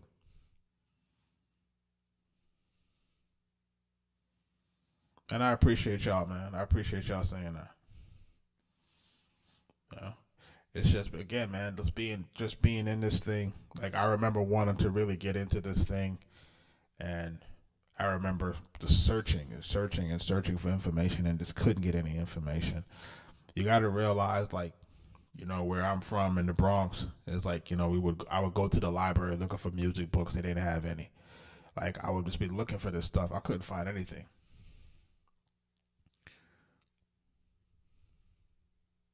Oh, who do I think is the best? Oh, I mean, I don't know, man. It's hard to say who's the best. You know, there are a lot of guys that make a lot of impact. You know, so I can't say who's the best. You know, some guys that inspired me, of course, Pete Rock, Premier, RZA, Q-Tip, Havoc. You know, shout out to him. Dr. Period, Marley Marl. You know what I mean? Like these guys are dope. Dr. Dre is dope. Organized Noise is dope. You know what I mean? Like it's like just depends on what your vibe is. You know what I mean? Like what's your vibe at the time? Like when you listen to like an Outkast or Criminal, you be like, damn, Organized Noise is crazy. You know? Or if you listen to like a Blackberry Molasses and you listen to what Organized Noise did with that, you be like, damn, that's just incredible. You know what I'm saying? It's just incredible music, man. Some people are just really dope with their joints, you know. Who's making their own sounds? I mean, I think everybody's kind of, you know, when you sample, you have to kind of make your own sound to a degree.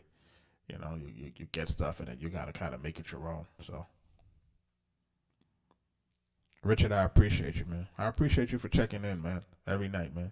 I appreciate that, man. Calvin, I appreciate that as well, man. That y'all checking in. Born Ready, I appreciate you. You know, people coming in, checking in, man. Checking in every night. Keeping the community going. Making sure that the chat not going crazy. The moderating the chat.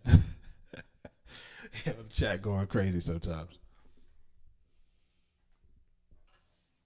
But yeah, like I said, man, the goal here is to really help. It's to really help and to educate. That's probably like my main focus. I just remember how I used to feel like going places and just not knowing, man. Like not knowing what equipment to buy. Like I would have saved so much time if I had the right mentors. And I didn't have that. Yeah, I didn't have any mentors. You know what I'm saying?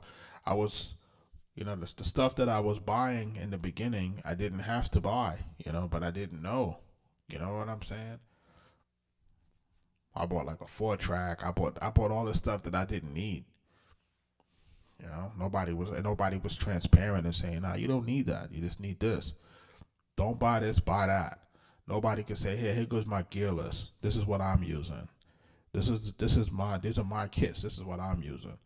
Like, you know, nobody did that. And then when I was looking for music as an artist, right? As a new artist, I was a new artist in the rap group with my man. And I was going everywhere looking for music and nobody wanted to give me music. No one wanted to help. I couldn't buy it. Nothing. You know? So now when we create those opportunities for people, you know, people are looking at me like I got 4 heads. I'm like, listen, you got to invest in your career. I had to invest in mine. You got to invest in yours.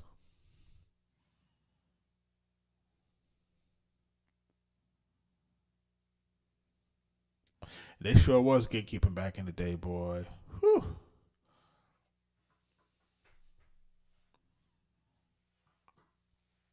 They was gatekeeping hard back in the day, man. That's no joke. Listen, you can try to gatekeep now, but the only thing that's stopping you from winning now is you, because you can get out here and you can do. Listen, if you're consistent with your content creation,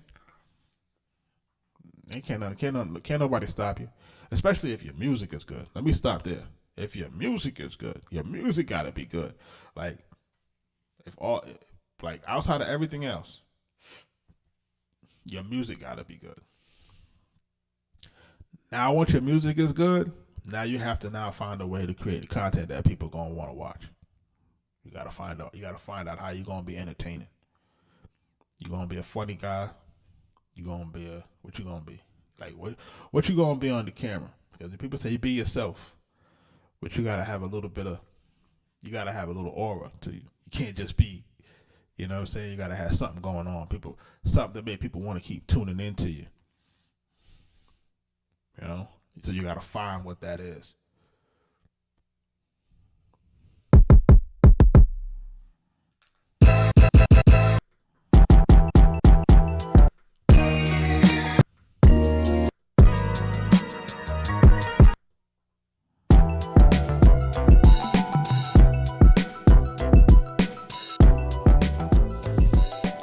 gotta find what that is. And, people gotta figure it out, you know. But the only way to really get started Arkatech Beatz. is you gotta be out here putting the work in.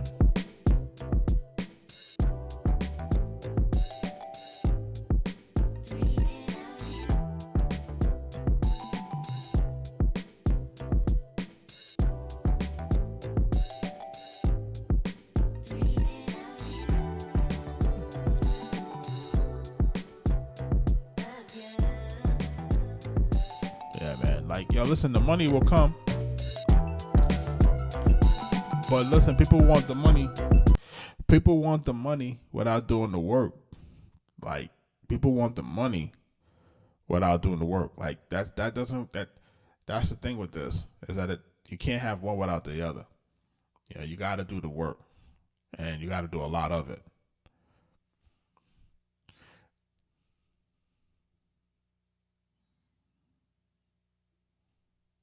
You can still make money selling beats. You gotta get used to the new game. Yeah, you don't work, you don't eat. That's what I tell my kids.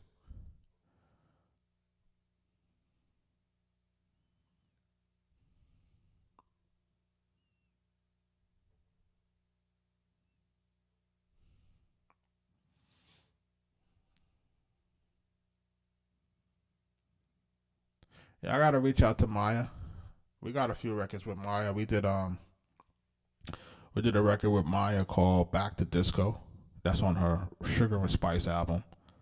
And then we did another one for her, Beauty in the Streets, with her and Shorty Low, called By My BI. And then I got an unreleased Maya. I got two unreleased Maya. I got one unreleased Maya that has a remix that got Young Jock on it. And then I got another unreleased Maya because of the sample. It's a Barry White sample, but we couldn't clear the sample.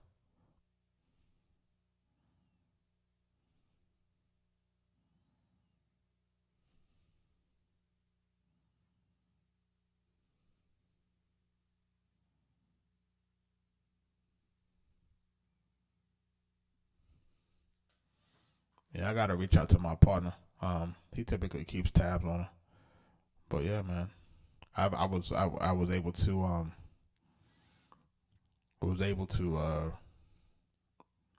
work with her, and it was a great experience. You know, sometimes you get to go in the studio and stuff with these folks. Sometimes you got the email game, but with her we were able to go in the studio and cook up.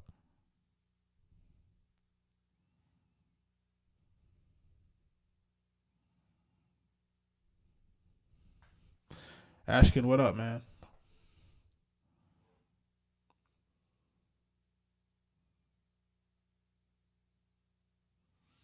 Oh man, you got a flooded basement, man. Terrible, man. Listen, I'm in my basement, man. Man, when I was building the studio down here, they was like, yo, where you want to put the studio? I'm like, man, away from all pipes. It's like away from all of the pipes. Like I don't want no pipes over on top of this joint right here. So I don't want none of that.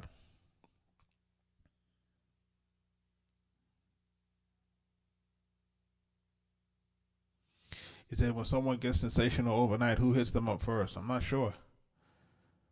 I'm not sure.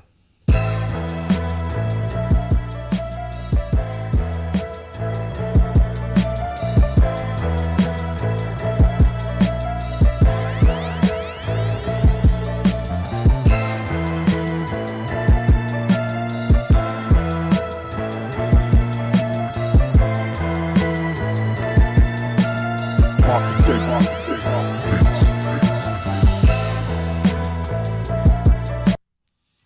Shout out to everybody that's in the live, man. I'm getting ready to. We've been live for 2 hours. I'm getting ready to wrap it up. But of course, I was just answering questions for people.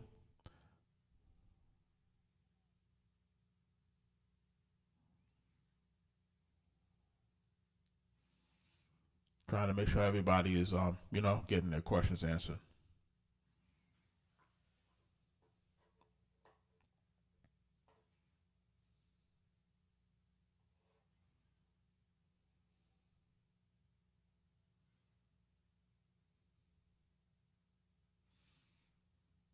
Is it overnight sensations get contacted by Mr. Burns? I know, knowing the right questions to ask, right? So what is the music missing? What is the music business missing right now? The music business is missing right now is integrity.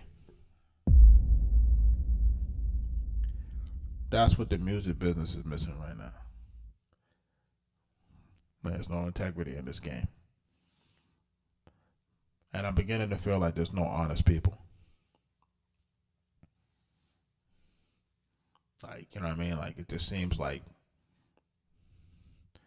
to me, everything just seems like, like, I want to be transparent without making sure I don't get flagged, right? So, what I feel like the music industry is all about right now, the music industry is what I would call a mechanism to exploit people's ignorance. So it's like an exploitation mechanism, right? It's to make sure that you don't know what's going on. And then when you finally find out what's going on, the job is to make the process of rectifying what's going on so convoluted that you just give up.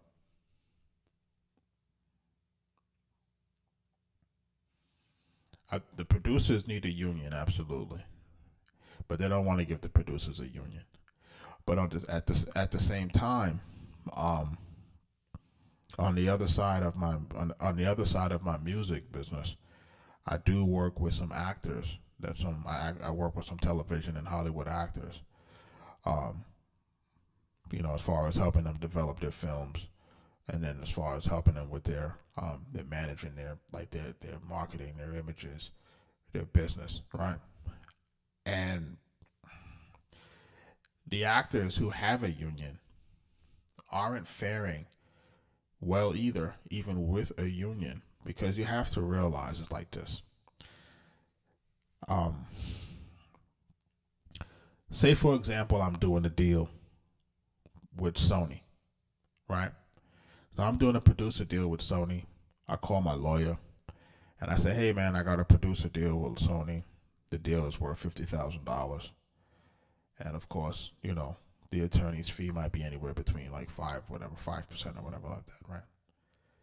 So the question is, am I paying the attorney or is Sony paying the attorney? Put it into the chat. I'm doing a deal with Sony. I get my attorney. It's a $50,000 deal. Who's paying my attorney fee? Am I paying my attorney fee or is Sony paying the attorney fee?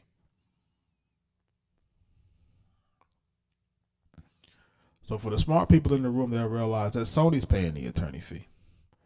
And if Sony's paying the attorney fee, who does the attorney work for? Doesn't work for me. He works for the... I'm paying the attorney after I get paid from Sony. You see how that works? I'm not paying the attorney up front. I pay the attorney after I get paid. See how that works? So what he'll do is he'll take a letter of direction. He'll take his cut directly from Sony. Or in some cases, they'll pay me and then I'll pay him.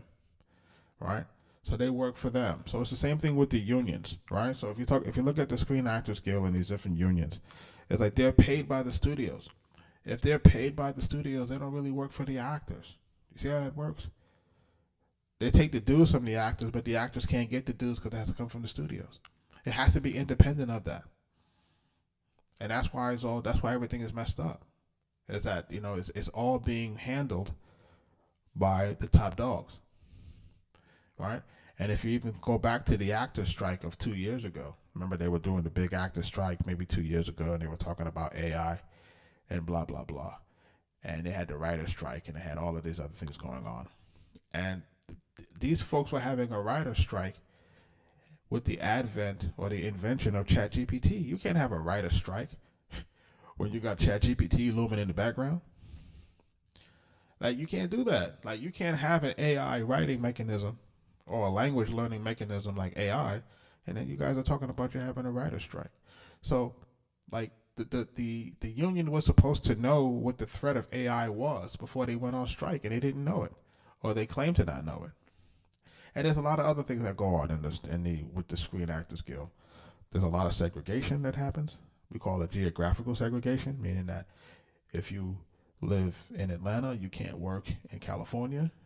If you live in California, you can't work in New York. They have this thing called local hires, and it's a lot of games that people play. So a union can only solve the problem if it's independent from the machine. It has to be fueled by the people, funded by the people, and it has to be independent from the machine. Once it starts to get paid by the machine, then the union essentially works for the machine.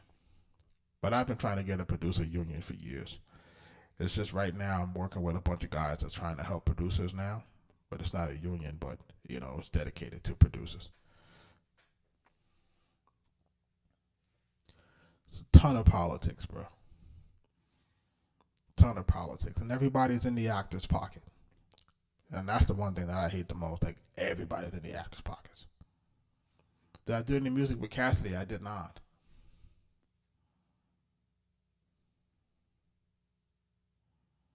Besides your stream, where can I sink my teeth into help? Listen, man, just go to my website, man.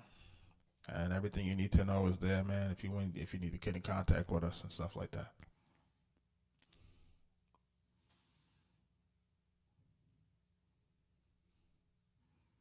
Yeah, but to answer the initial question, man, what's missing is the integrity, man.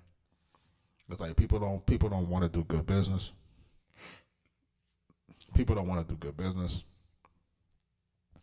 People want people to work for free.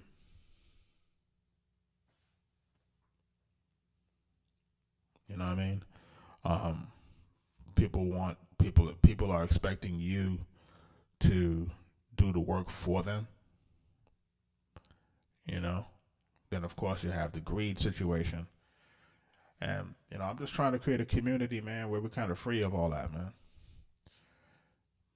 Trying to get away from all of that ridiculousness. It's ridiculous. And trying to make people understand that, listen, this game it's here for us to profit off of, but we have to be smart about what we're doing. And then I was trying to create the platform where I was bringing in different producers, attorneys, so that you can answer questions, you know what I mean? So people can learn.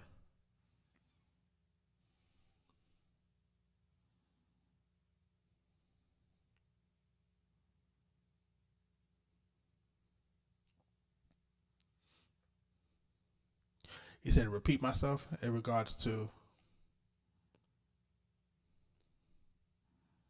I'm trying to follow you, Warren. I'm sorry. Yeah, but the thing about it too is like a lot of us got sick of it, and a lot of us bowed out of the business. And because a lot of us bowed out of the music business, that's why you had that influx of trash. And that's why those things happen. And I've been saying this for a long time. Like, a lot of my OGs, they didn't put enough artists on. Like, they didn't nurture the artists. But the reason why they stopped nurturing artists was because every time you try to help an artist, they would act like you didn't help them.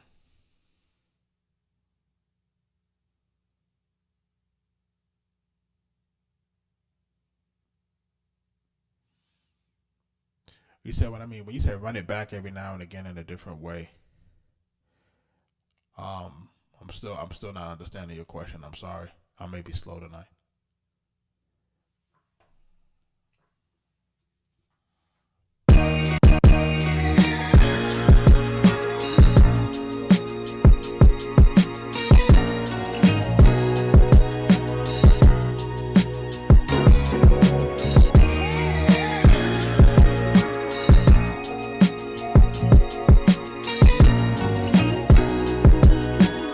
Arkatech Beatz.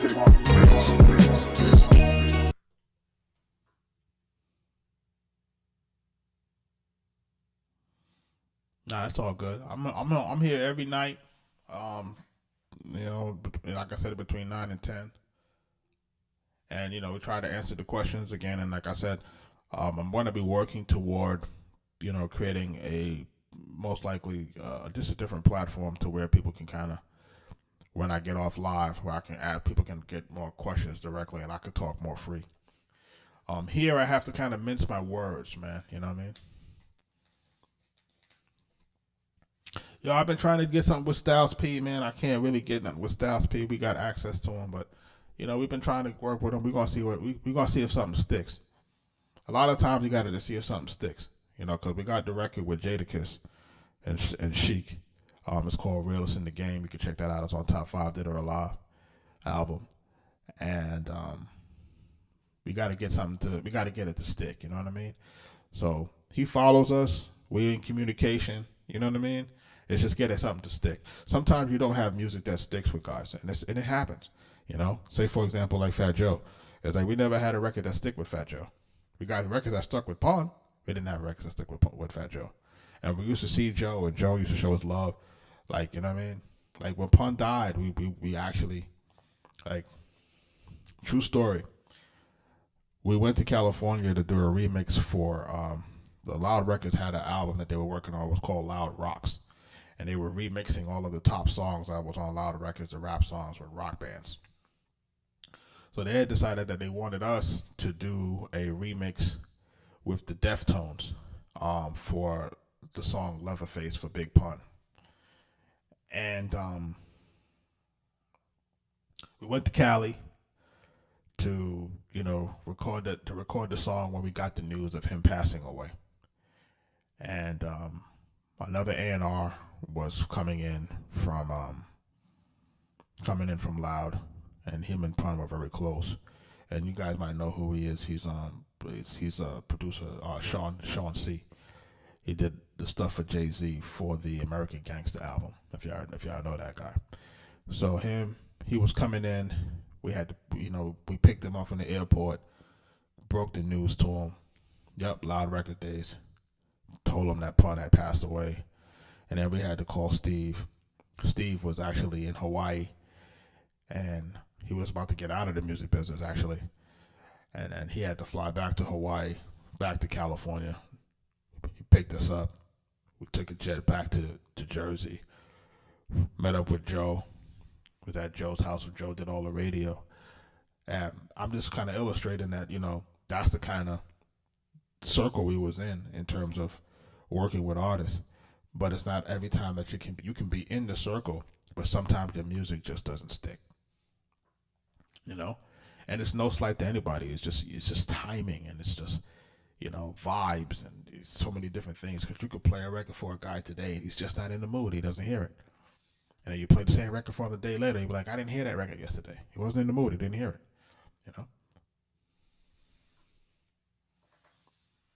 So it's just those things, man. And those stories are just things that happen, man. Like you play something for somebody, they hear it immediately. Sometimes you play it, they don't hear it. But it's important for you to make sure that you maintain those relationships so that you have access, right? Because if you have access, you have a better chance of you of something landing, And that's what I'm trying to really tell folks too when it comes to just this and this live. It's like, listen, like, artists are not going to have access to top tier people. And I try to relay that to a lot of guys, and they're looking at me like I got three heads. And I'm like, listen, there's nowhere on the internet where you're going to have access to a person that has this much experience. You're just not going to be able to get that, especially not for free. So what I'm trying to do here is I'm really trying to build a community. And, as long as people are supporting me, then, we can kind of keep it moving. You know what I'm saying?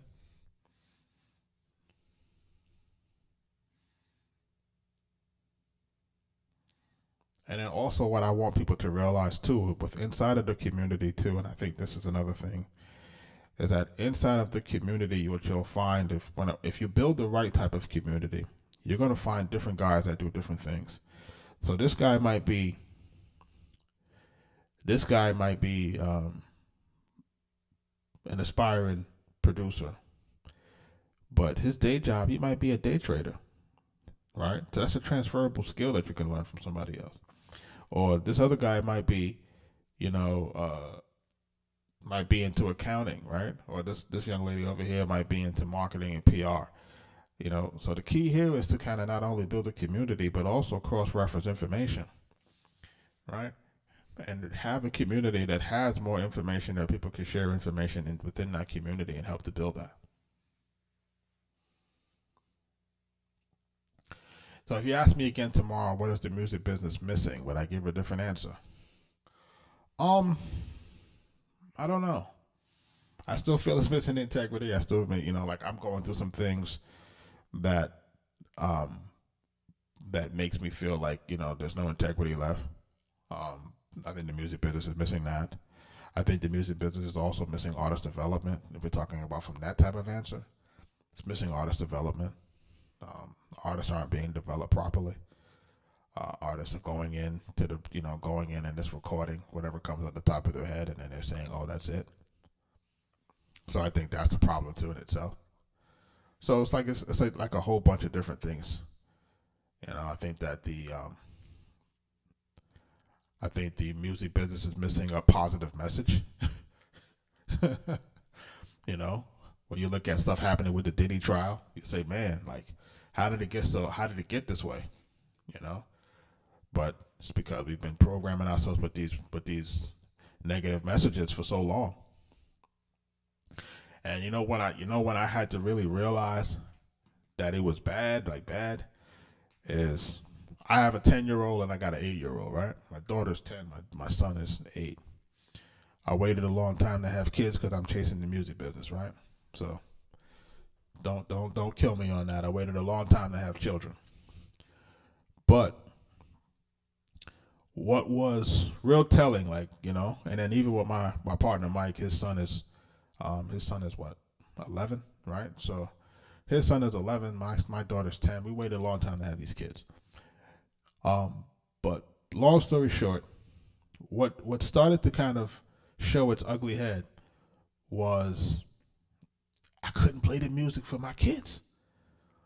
Like I can't play the radio for my kids.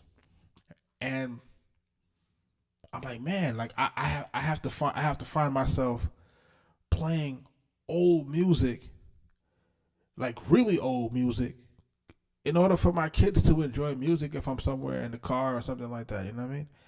And that really became a problem for me because I'm like, okay, here I am making this music that my kids can't enjoy it. Like, you know what I mean? And listen, we have to take responsibility for what we create, man. And although I'm responsible for creating some really, really dope music, we have to look at, the impacts of it.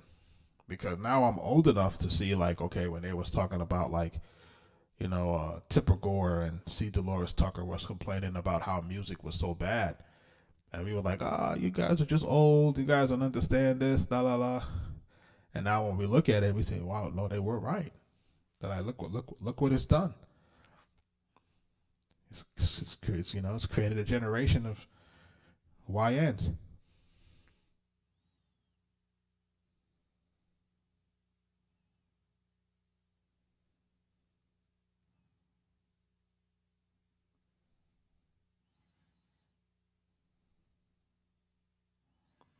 Hey, man.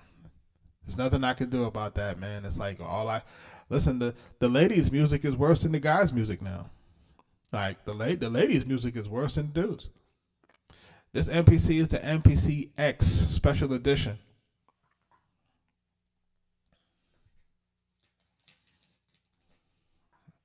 Yeah, the ladies' music is terrible. Like, and then, some people were complaining about like, how some of the female artists weren't doing as well. And I'm like, how can the female artists do well if you're bashing the men? Like, men are the biggest consumers of rap music. It's like you can't bash the guys. Look, as raunchy as Little Kim and Foxy Brown music was, they didn't bash the guys.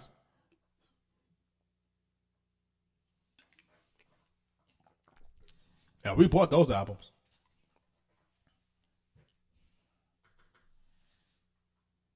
Oh man, I don't want to talk about that movement. I don't want to get my live band, Calvin. I try to keep it PC, bro. I try to keep it PC, man. Cause TikTok be on that. Oof. TikTok be quick to ban your joint.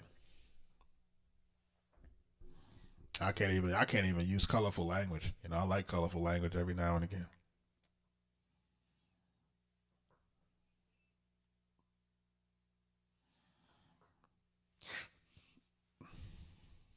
Richard is saying, look at the award shows with the ladies. The ladies is on something different. It is what it is, man. You know what I'm saying? Not trying to preach to the choir.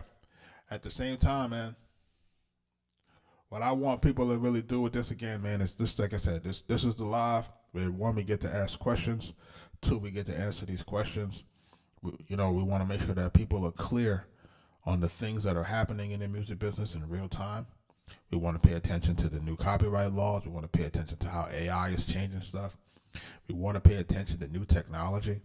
We want to pay attention to how social media changes things. We want to pay attention to all that stuff. So, as we get deeper into the lives, as we start to get into more intimate settings, when I get this Patreon stuff set up and all of that, then we'll be able to have these true conversations about this stuff, as it relates to, getting in the game and, not just selling music, because people have to realize that music is a part of it, but you have to use music to sell other things.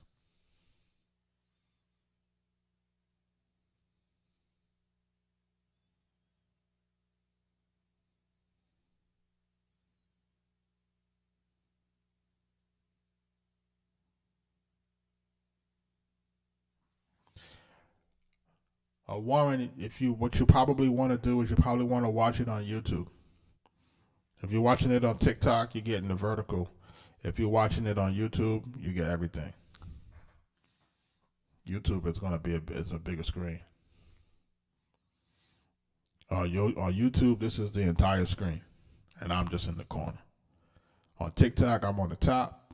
This is in the middle, and then I have the banner at the bottom, because of course, I have to make sure that everybody understands who it is and that we're a two-man group. And I'm going to try to get Mike D on some of these lives, man. You know what I mean? He just got some things going on. So it's a little difficult for him to do that right now, but we're going to work through it. Nah, you good, bro.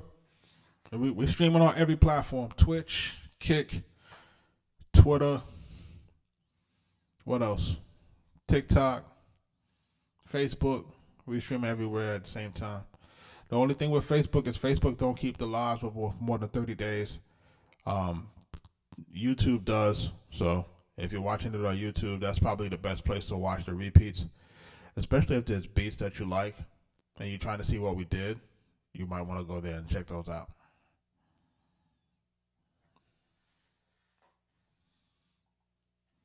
But I'm about to get up out of here. We've been live for 2 hours and 25 minutes.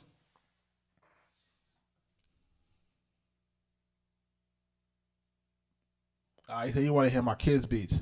We're going to get there. My kids are doing something different. Warren, I appreciate you. I appreciate anybody that wants to throw in any donations, gifts. I appreciate that. Keep the lights on. Let's hit these beats, man. Let's hit these beats. Let's make this music. Let's make this music, man. I'm going to leave y'all out of here. Appreciate you too, Rich. Let's go. Peace, everybody.